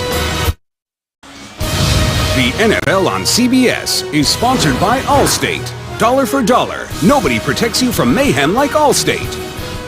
And by DirecTV. This season, NFL Sunday Ticket is included when you switch. 32-yard field goal for Orlando Mare. Cuts the Jacksonville lead to 10-8 with 2:24 to play, 3rd quarter here in downtown Charlotte. Spiro Ditas, Steve Berline, our entire CBS crew. Deji Kareem will field here from just 2 yards deep in his own end zone. Muddy conditions here after a downpour for much of the first half. 24 yards on the return as Blaine Gabbert and company will take over when we come back. A 2-point lead for Jacksonville here in week 3. Here in Charlotte, 10-8 Jacksonville, 2:18 to play, 3rd quarter. A Jacksonville offense that has been so inept at times this season. Just 2 offensive touchdowns here in 10-plus quarters this season. And despite all that, they're up 2 points. Another box snap, Gabbert and company falling on it. Again, rainy, wet conditions. Steve, you've played on this kind of a field before. It makes it very tough, especially for a rookie with very little experience. It does, and that's showing up right there because I don't care what the conditions are. The quarterback-center exchange under center is the most fundamental play in football. You know, you can sit there and say it's going to happen once in a while. It's the 3rd time we've seen it happen today. There's really no excuse for that. This is 2nd and 11. Maurice Jones-Drew, big hole up the gut, still on his feet out past the 35 and brought down at the 40. As Maurice Jones-Drew picking up chunks of yardage, 21 more on the ground, and a Jaguars first down. Well, right up the gut, you're going to see split right between Terrell McClain and Sione Fua. There's Fua right there. He got a little bit too wide, got out of his gap, and a running back like Maurice Jones-Drew with his skill and his sense of where the soft spot is, he's going to make you pay if you make a mistake. Both McClain and Fua got too wide on that play. That allowed for the big cutback. Look at the mix of run and pass. It's been almost all run here in the quarter. Jones-Drew over the century mark for the first time this season, picks up 6 more as he is off to the best 3-game start of his 6-year NFL career. Spiro, they're not doing anything fancy here whatsoever. I think they're just taking advantage of the way that the interior defensive linemen, Sione Fua and Terrell McClain, are lining up. They're lining up wide, head up or outside the guards, and they're just hitting right up inside of them every single time. And Carolina has had an answer for it on this drive. This is 2nd and 4. Jones-Drew getting to midfield. He was inches shy of the first down marker. Tackle is made by Greg Hardy. And as you see on the graphic right there, the Jacksonville Jaguars have really been struggling to move the football up and down the field this year. They've only been in the red zone 1 time this year. That was in the first game of the year, fewest in the league. That's not a stat that Jack Del Rio's proud of. And despite all that, they're up 2 points. A win today, and Jacksonville goes to 2-1. End of 3 in Charlotte. This is the NFL on CBS. Bank of America Stadium, start of the 4th quarter. Jacksonville with possession, trying to build on a 2-point lead, 10-8. They'll have it 3rd and 1 at their own 49. Gabbert to Jones-Drew, needed to get to the 50. And this will depend on the spot. Beat his forward progress, get him there. That I was about to say before the play, Spiro. This is a big third down conversion. And there's no doubt they didn't get it. I think Carolina stood up and made a statement on that play, but I'm expecting Jack Del Rio to go for it. The kicker's not out there. Jack Del Rio has always been very aggressive going for these 4th and shorts around midfield. So Del Rio rolling the dice behind a 21-year-old rookie quarterback, Blaine Gabbert. This is 4th and inches. Gabbert trying to lunge for it. Second step, may have got it, and he got it. Well, I'll tell you what, the Panthers had it stuffed at the snap. They really did. Great second effort by Blaine Gabbert. That's a long, almost full yard that he had to pick up right there. I kind of questioned the call right there with the rookie. You haven't seen him run the quarterback sneak before in a live situation. You got Maurice Jones-Drew back there, but second effort from Blaine Gabbert got it converted. Well, this is a day that Gabbert has dreamt of since he was a kid growing up in St. Louis. Shaky start, but now this offense showing some light. Up 2, they'll use yardage here on first down. Back to New York and an update with James Brown. Coach Carroll wanted to see some resilience on the part of the Texans. You know, after getting a Drew Brees interception, you hear a nice shot, finds James Casey 26 yards, and after being down, they take the lead, go up by 9 in the 4th quarter in New Orleans. Oh, can they do it, Steve? 15-24 for 289 yards and 2 touches from Matt Shaw. Back to Spiro and Steve. Well, Coach, you're right. They're proving it to me. They've answered the bell this year several times, and they've won games they're supposed to win, and they're making plays now against a good team down in New Orleans. Flag flies here behind the line of scrimmage. False start. Number 73 offense. 5-yard penalty. Second down. That's Eben Britton making his debut this season for Jacksonville. Missed the first 2 games recovering from a back injury. Coming up on the Subway postgame show, join JB, Dan, Shannon, Boomer, and Coach Cower for all the latest stories and highlights. Week 3 around the NFL. It's all coming up on the Subway postgame show. Jaguars going the wrong direction now. 2nd and 16 from the 45. Gabbert right over the outstretched arms, finds Jones-Drew inside Panthers territory, right at the marker. Ball was dislodged out of bounds, and it looks as though Jones-Drew is about a half yard short. Oh, great call right there. You're going to see out in front, you had Guy Wimper, number 68, making the block that sprung Maurice Jones-Drew. And you talked about Even Britton being in the lineup again. His normal position is right tackle, but they thought that Wimper was playing so well at right tackle that they could improve the line by moving Britton over to left guard, taking the place of the rookie Will Rackley. So they've got a strong offensive line out there at this point. 15 yards, Gabbert missed the snap again. It's recovered by the Jaguars, but they'll lose yardage now. It'll be 4th and about 4 yards to go. Well, they went for it earlier at the 50. Well, meantime, who's got the football here? It appeared as though Jacksonville had it. Those guys are trying to keep each other's hands down. Jaguars do retain possession. Well, they went for it earlier at the 50, and now it looks as though Del Rio may send out the punt team. All right, let me give you a fact, Spiro, a football fact from a football player's perspective. You've got a center, Brad Meester, 12 years in the NFL. He snaps the ball to a lot of different quarterbacks.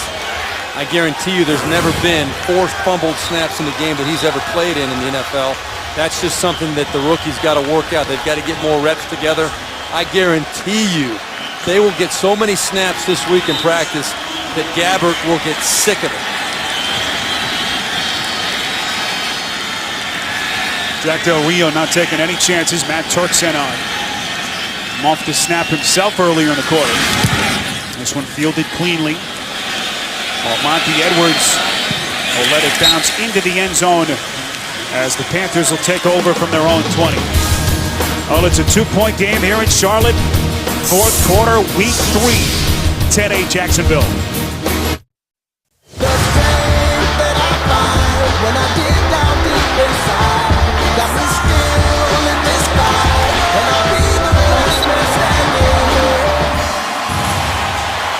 Well, we've seen sun, we've seen torrential downpours here in Charlotte. Not many points as Cam Newton and company take over down 2. That one is severely underthrown by Shockey, and Newton continues to struggle. Yeah, there's no doubt about it. I mean, from the earliest point of this ball game, before the rain started coming down, he was missing some balls high, low, a little bit off with his reads. And I think right now we're seeing for the first time a little bit of the inexperience showing up. He's just not really confident exactly what the Jaguars are doing out there, and it's showing up. Well, you'd like to give the Jacksonville defense maybe a little bit more credit, but there have been throws that he's just flat out missed. Newton now just 13 for 27. This is 2nd and 10. That's how he finds the tight end Olsen for the first down at the 35-yard line after a pickup of 15 yards. That was a nice, strong throw there by Cam Newton, but as we've been discussing, there's been other opportunities to make plays. I think Jacksonville has had a very good game plan, but he has had opportunities to make plays, and really, Jacksonville should have had a couple of interceptions. One of them right there, Derek Lowry should have caught that ball. The Panthers are lucky that there haven't been a few more turnovers. Newton from the shotgun on 1st and 10, fakes the draw to Williams. Caught. That's shocking inside Jacksonville territory. So back-to-back first downs. They pick up 16 more yards. And it'll be 1st and 10 for the Panthers. All right, you're going to see good play calling here. Rob Chudzinski, they found a chink in the armor here at Jacksonville. Look at the play-action fake. You see Darryl Smith, number 52, steps up to play the run, and that opens up a big hole for Jeremy Shockey to slip right behind him. A nice, easy throw and catch for the Carolina Panthers. Williams, the lone setback. Olsen in motion on 1st and 10. Williams loses yardage. Buried in the backfield. Darryl Smith and a host of others getting there. Tonight on CBS, don't miss Emmy Award-winning Julia Margulies in the season premiere of The Good Wife. Catch it on its new night and time tonight after The Amazing Race, only on CBS.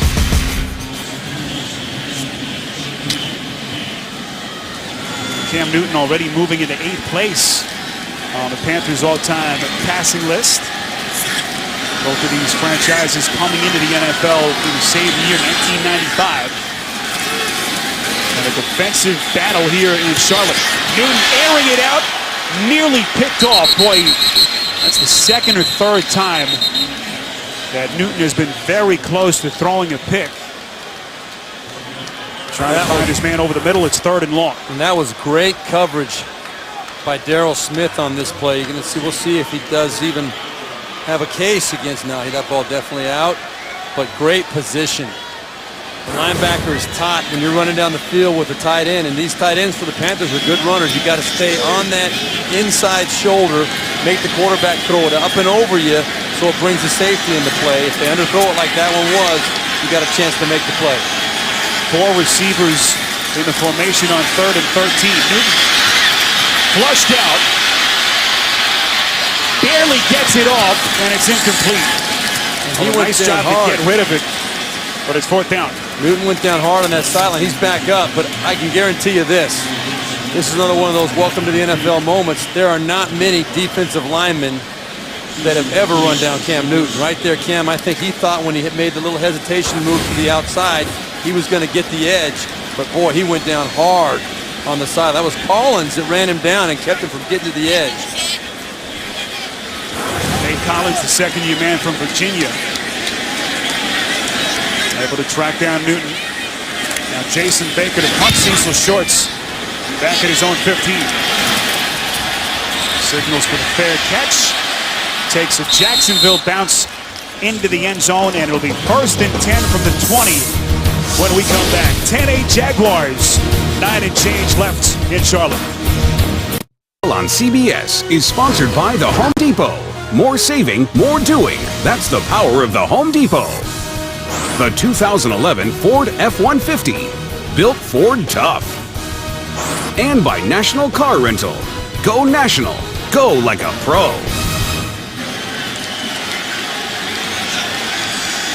Well, still anyone's game here. In rainy and wet conditions at Bank of America Stadium. 10-8 Jaguars as they take over from their own 20. Here is Maurice Jones-Drew. Fumbled it late. Recovers it at the 38-yard line. Holding, number 75, offense. 10-yard penalty. Repeat 1st down. Bill Levy, our referee, and Jack Del Rio's team has really shot themselves in the foot with some costly penalties today. Yeah, Eugene Monroe right there, guilty. He's wondering what the heck happened, but boy, it sure negated a nice run. Again, one more time, Spiro right up the gut between those defensive tackles, the young defensive tackles for the Panthers.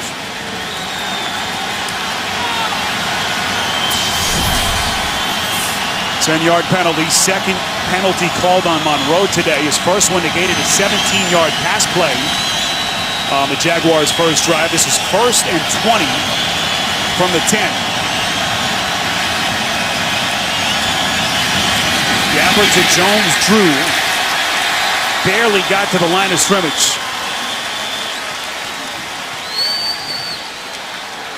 Had a chance to visit with Maurice yesterday.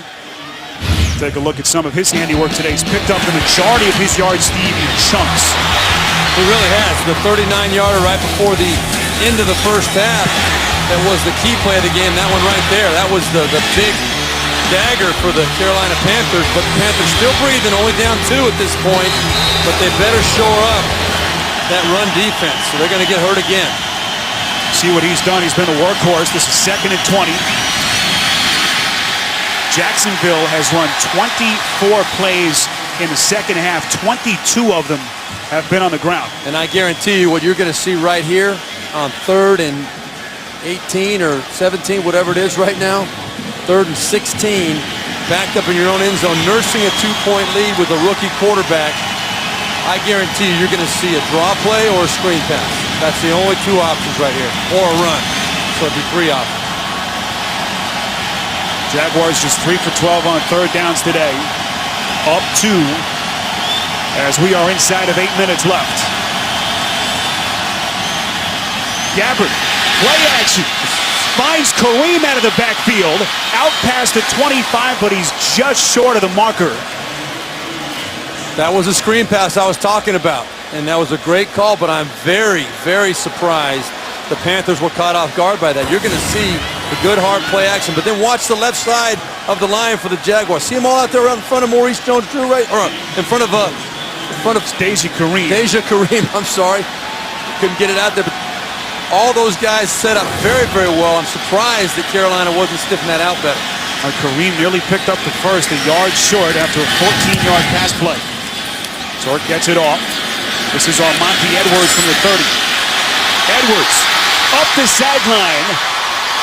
Lost the football. Oh, he still had it. But it squirted through. Our vision blocked here for a moment, but Edwards with a nifty little run.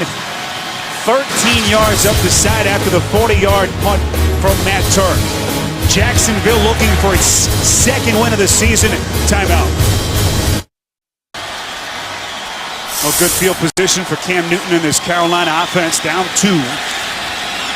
But the Panthers running out of time with 6:44 left on the clock.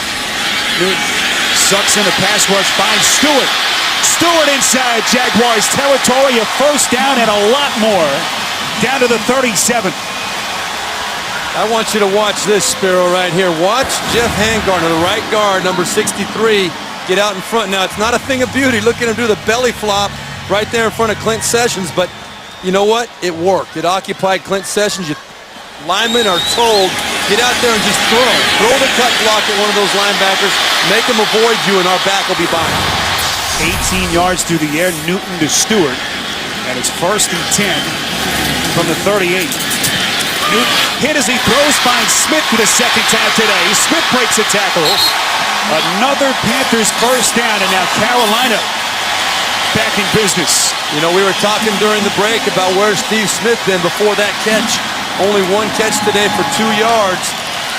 Rasheem Mathis told us in our meeting with him yesterday, this guy is still one of the top 5 premier playmakers in the NFL. He mentioned the names Larry Fitzgerald, Andre Johnson, Deshaun Jackson. Steve Smith has still got that kind of respect around the NFL. Smith nearing Muhsin Muhammad's, I should say, franchise record for all-time receiving yards. Here is D'Angelo Williams on 1st and 10. Clock continues to run. We come up on 5 minutes to play. And now can Jack Del Rio's defense hold its ground as they protect this 2-point lead?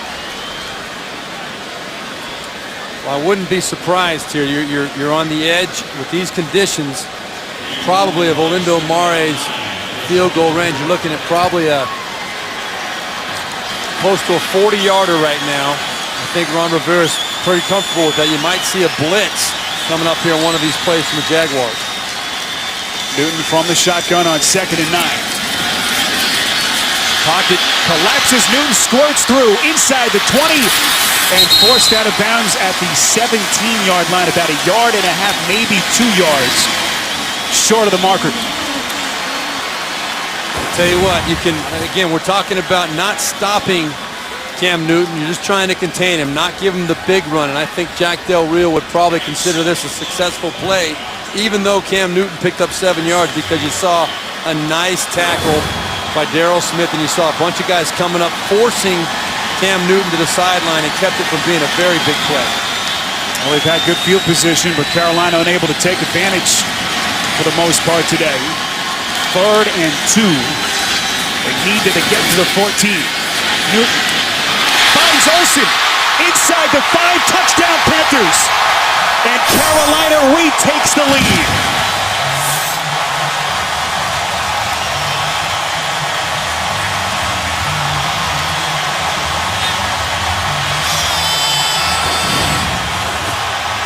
Very well executed play. You saw Greg Olsen coming out of the backfield on that play, almost following Steve Smith. Steve Smith on that play was truly the decoy, trying to occupy the coverage, and a good job by Greg Olsen being patient, stepping behind him. Ball on the money from Cam Newton. You got a nice touchdown. Olsen among the most prolific receiving tight ends in the NFL since 2009. You see what he's done today, his first score. And the Panthers on the verge of building on their lead here. It looks as though they're going to go for the 2-point conversion. And will try to push their lead to 6. Well, the math on that is kind of confusing to me to go for the 6-point lead. I'm sure Ron Rivera has a reason for it.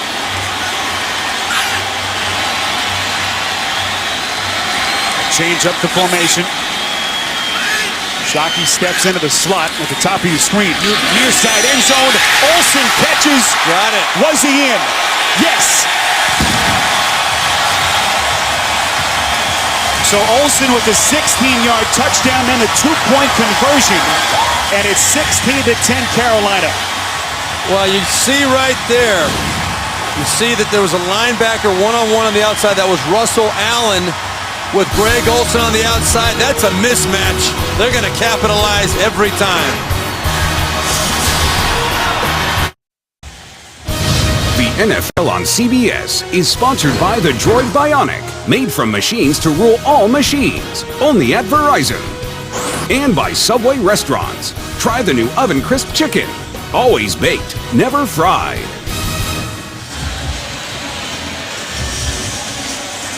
Well, the Panthers so close to a win in weeks 1 and 2. Losers at Arizona on opening day. Last weekend had a 13-point lead on the Packers before losing by 7. And right now, Greg Olsen's touchdown, as they continue to review this 2-point conversion play, was Olsen in? It looks as though he was. If the play stands. After reviewing the 2-point try, the ruling on the field is confirmed. The receiver did have 2 feet in with control. So the lead remains at 6 for Carolina, 16-10. But Steve, still plenty of time, 4:20 on the clock for that man, Blaine Gabbert. Yep, and I'll tell you what, this is going to be a great test for Blaine Gabbert, because even though the Jaguars have been running the football well, he's going to have to make some plays through the air on this drive, I would expect. I don't think, even though there's plenty of time on the clock, they run the ball. They don't have to throw it yet. You're not going to go the length of the field in this situation without making yards through the air. Lindo Mari will kick from his own 35. And Deji Kareem back deep from his own 1.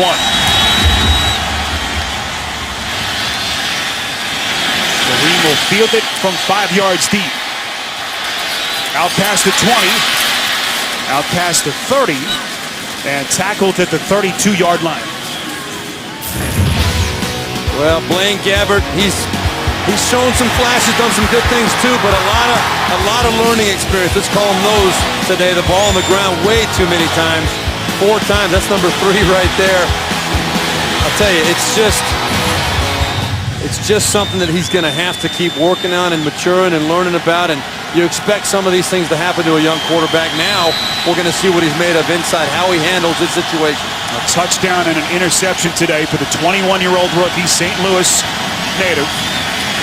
Playing in front of his father and brother today. Screen pass near side. Look at Jones-Drew breaking tackles. One of the Carolina defenders losing his sneaker behind the play, as Jones-Drew picks up 6. Coming up with the Subway postgame show, JB, Dan Shannon, Boomer, and Coach Cowher with all the latest scores and highlights. The Subway postgame show comes your way after the final gun here in Charlotte. Spiro Ditas, Steve Berline, our entire CBS crew with you. Draw play, Gabbert to Jones-Drew. Picks up a couple of yards. And a tip of the cap, Steve, to our entire crew here, braving the wet, rainy conditions. Our camera guys have been braving it all day long. Torrential downpours here for much of the day, as the Jaguars will be faced here with a 3rd and 2 with 3:20 remaining.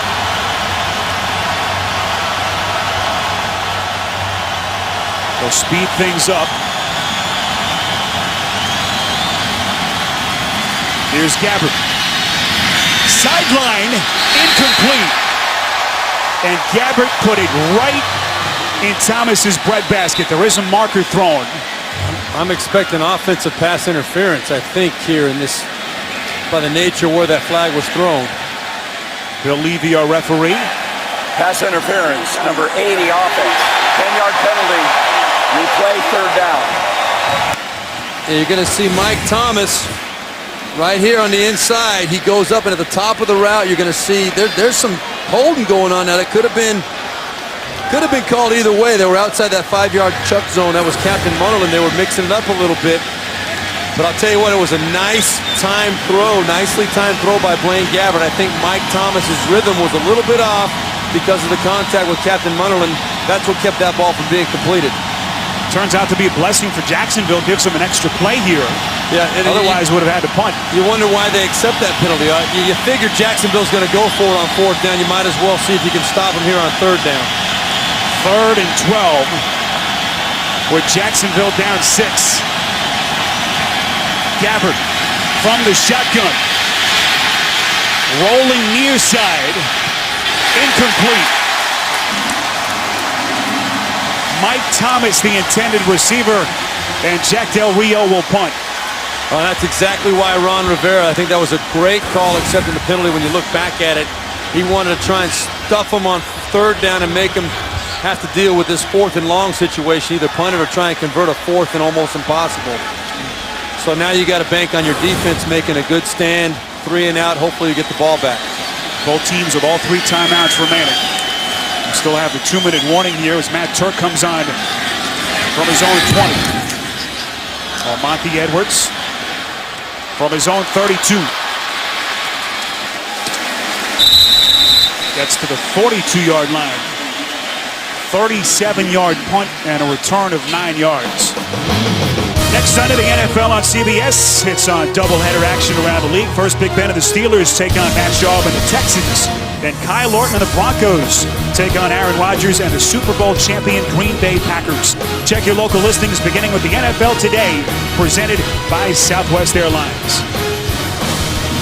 All right, Sparrow, this is where we're going to see what kind of confidence Rob Chudzinski has in Cam Newton. I think the Jaguars are going to come out. They've got 4 stoppages of the clock. They know they've got to stop him on a 3 and out. We'll see if they can shut him down on 1st and 2nd down and make Cam Newton throw the ball. Newton looking mortal today after 400-yard passing games in his first 2 starts. Timeout Jacksonville. Their first. 32nd timeout.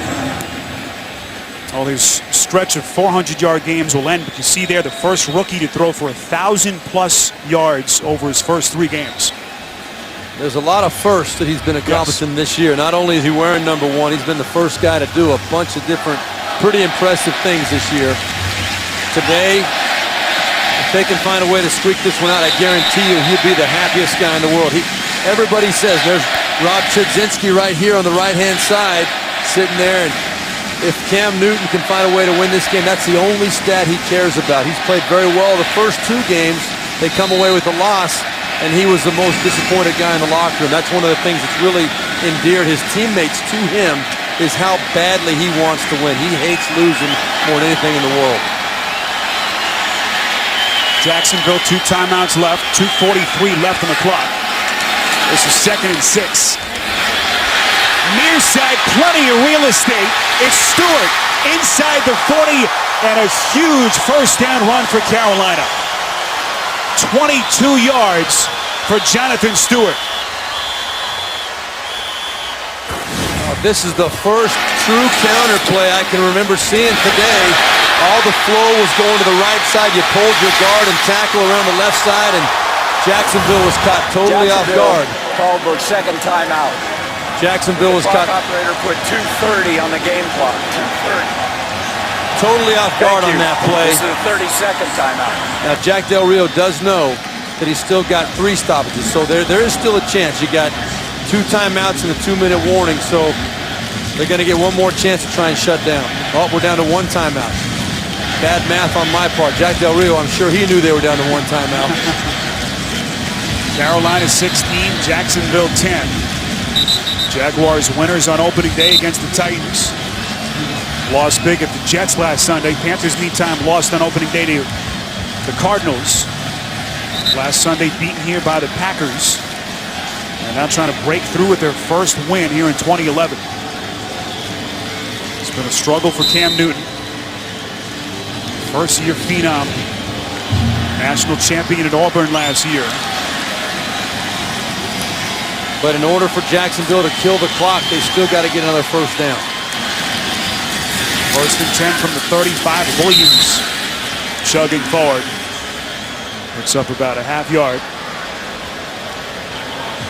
Williams today, 10 rushes, just 18 yards. A guy who was at 1,100 yards a year ago. third straight game in which he has been awfully quiet. And that really does have to be a cause for concern for the Carolina Panthers, because as we're seeing, Cam Newton is human. He's going to make some mistakes. They're going to have to be able to 2-minute warning. run the football. No, we've reached a 2-minute warning with the Panthers clinging to the 6-point lead. Stay with us.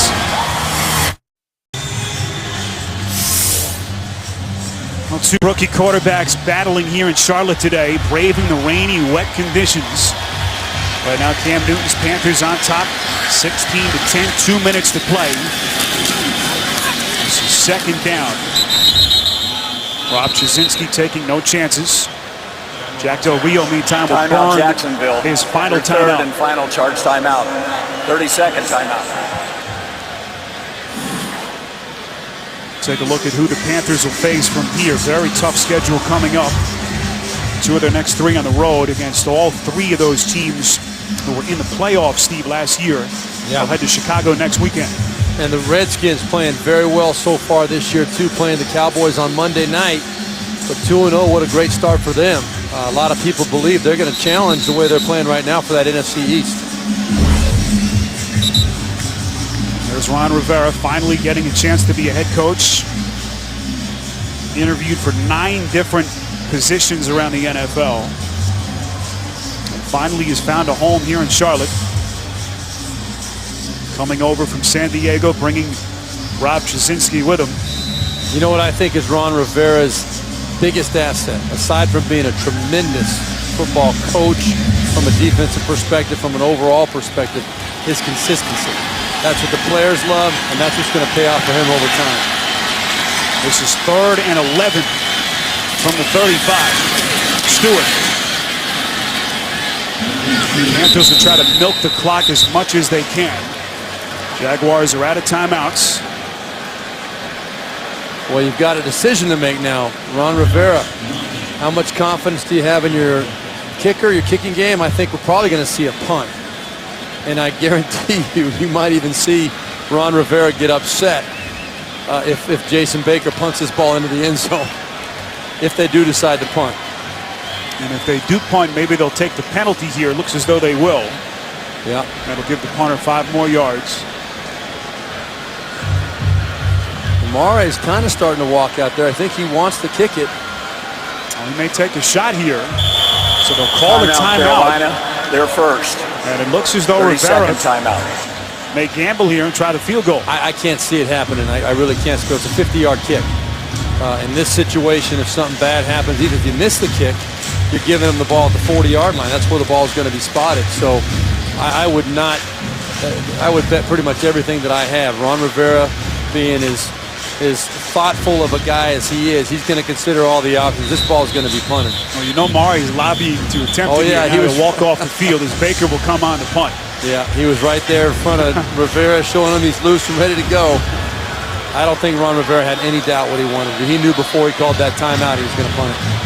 Cecil Shorts, back deep for Jacksonville, stands at his own 7.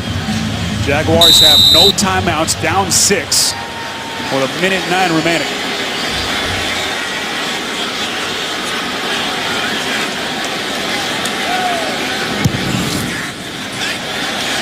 Baker's kick inside the 5, off the hands of Munnerlyn and into the end zone. They couldn't have drawn it up any more perfectly. As Jacksonville catches a break, they'll have it at their own 20 with 1:02 on the clock. You know something that surprised me on that play right there, Spiro? You know, there's always the chess game going on. I'm really surprised. You know you're not going to get a return in that situation if you're Jacksonville, because they're looking for the short punt. You're not going to get enough room to return the ball. Why would you not go for the block in that situation? So here is Blaine Gabbert, the 10th overall pick in the NFL draft, 21 years of age. Down 6 in his first NFL start. Gabbert, near side complete. That's Mike Thomas at the 32, but they have to hurry. I'll tell you what, that one was threaded in there. That was a tough throw by Blaine Gabbert. 12 yards makes it 1st and 10 from the 31. 40 seconds. Gabbert. Incomplete. And a penalty marker is thrown. This one could be, you can go either way here, either offensive or defensive interference. Mike Thomas, the intended receiver. Pass interference, number 41 Oh, my defense. goodness. First down, spot of the foul. That is a huge penalty. So Jacksonville now inside Panthers territory at the 45-yard line. Yeah, they were tangled up. I think that Mike Thomas was definitely doing the initiating there, but Captain Munderland, that's one of those calls that could go either way. Again, Jacksonville with no timeouts left. 38 seconds remaining, down 6. Gabbert under pressure. Was it caught? Mercedes Lewis with the catch, but the clock's still running.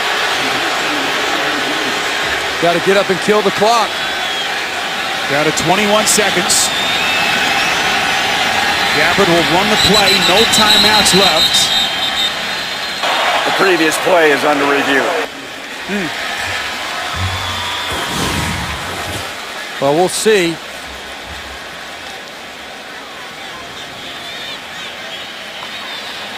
Yeah, I think that's a nice catch by Mercedes Lewis. The ball, you'll see the tip of it right there. The tip of the ball does look like it might hit the ground, but he's got both hands under the football.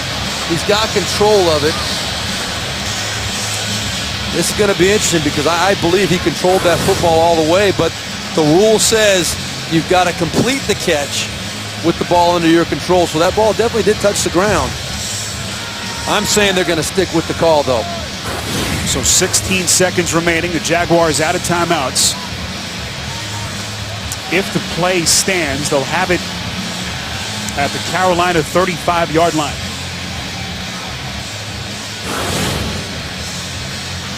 Spiro Dedes, Steve Berline, our entire CBS crew here from Charlotte. The Jacksonville Jaguars out of timeouts, down 6, which is 16 seconds remaining. This catch by Mercedes Lewis being reviewed. The call on the field was a completion. As we await the official word After reviewing the play, the ruling on the field is confirmed. The receiver possessed the ball and never lost control. First down. Yeah, that's the right call. Correction. Second and 1. So now, the worst situation possible for Carolina, getting that pass interference call at that time of the ball game, gives them a chance to go for the end zone for sure. Blaine Gabbert, his first NFL start. Barking signals. Clock running. This is the final play. Gabbert, middle of the field, and it's intercepted. Incomplete. The official call as this one is over. The clock immediately started running. Jacksonville had no timeouts left, and as Jack Del Rio and company will fall 6 points short. And that's what Jack Del Rio is complaining about. Why is that clock starting in that situation? That's why we saw Blaine Gabbert getting so upset out there. He wanted Meester to snap that football. I think a lot of people, I think that Jack Del Rio and the Jaguars were expecting that clock to stop and not be running before the play was snapped. Meester had no idea that the clock was running. The Jacksonville center, well, you saw Gabbert trying to get his attention, couldn't, and by the time he did, there was just 5 seconds left. So the final score here at Bank of America Stadium, the Panthers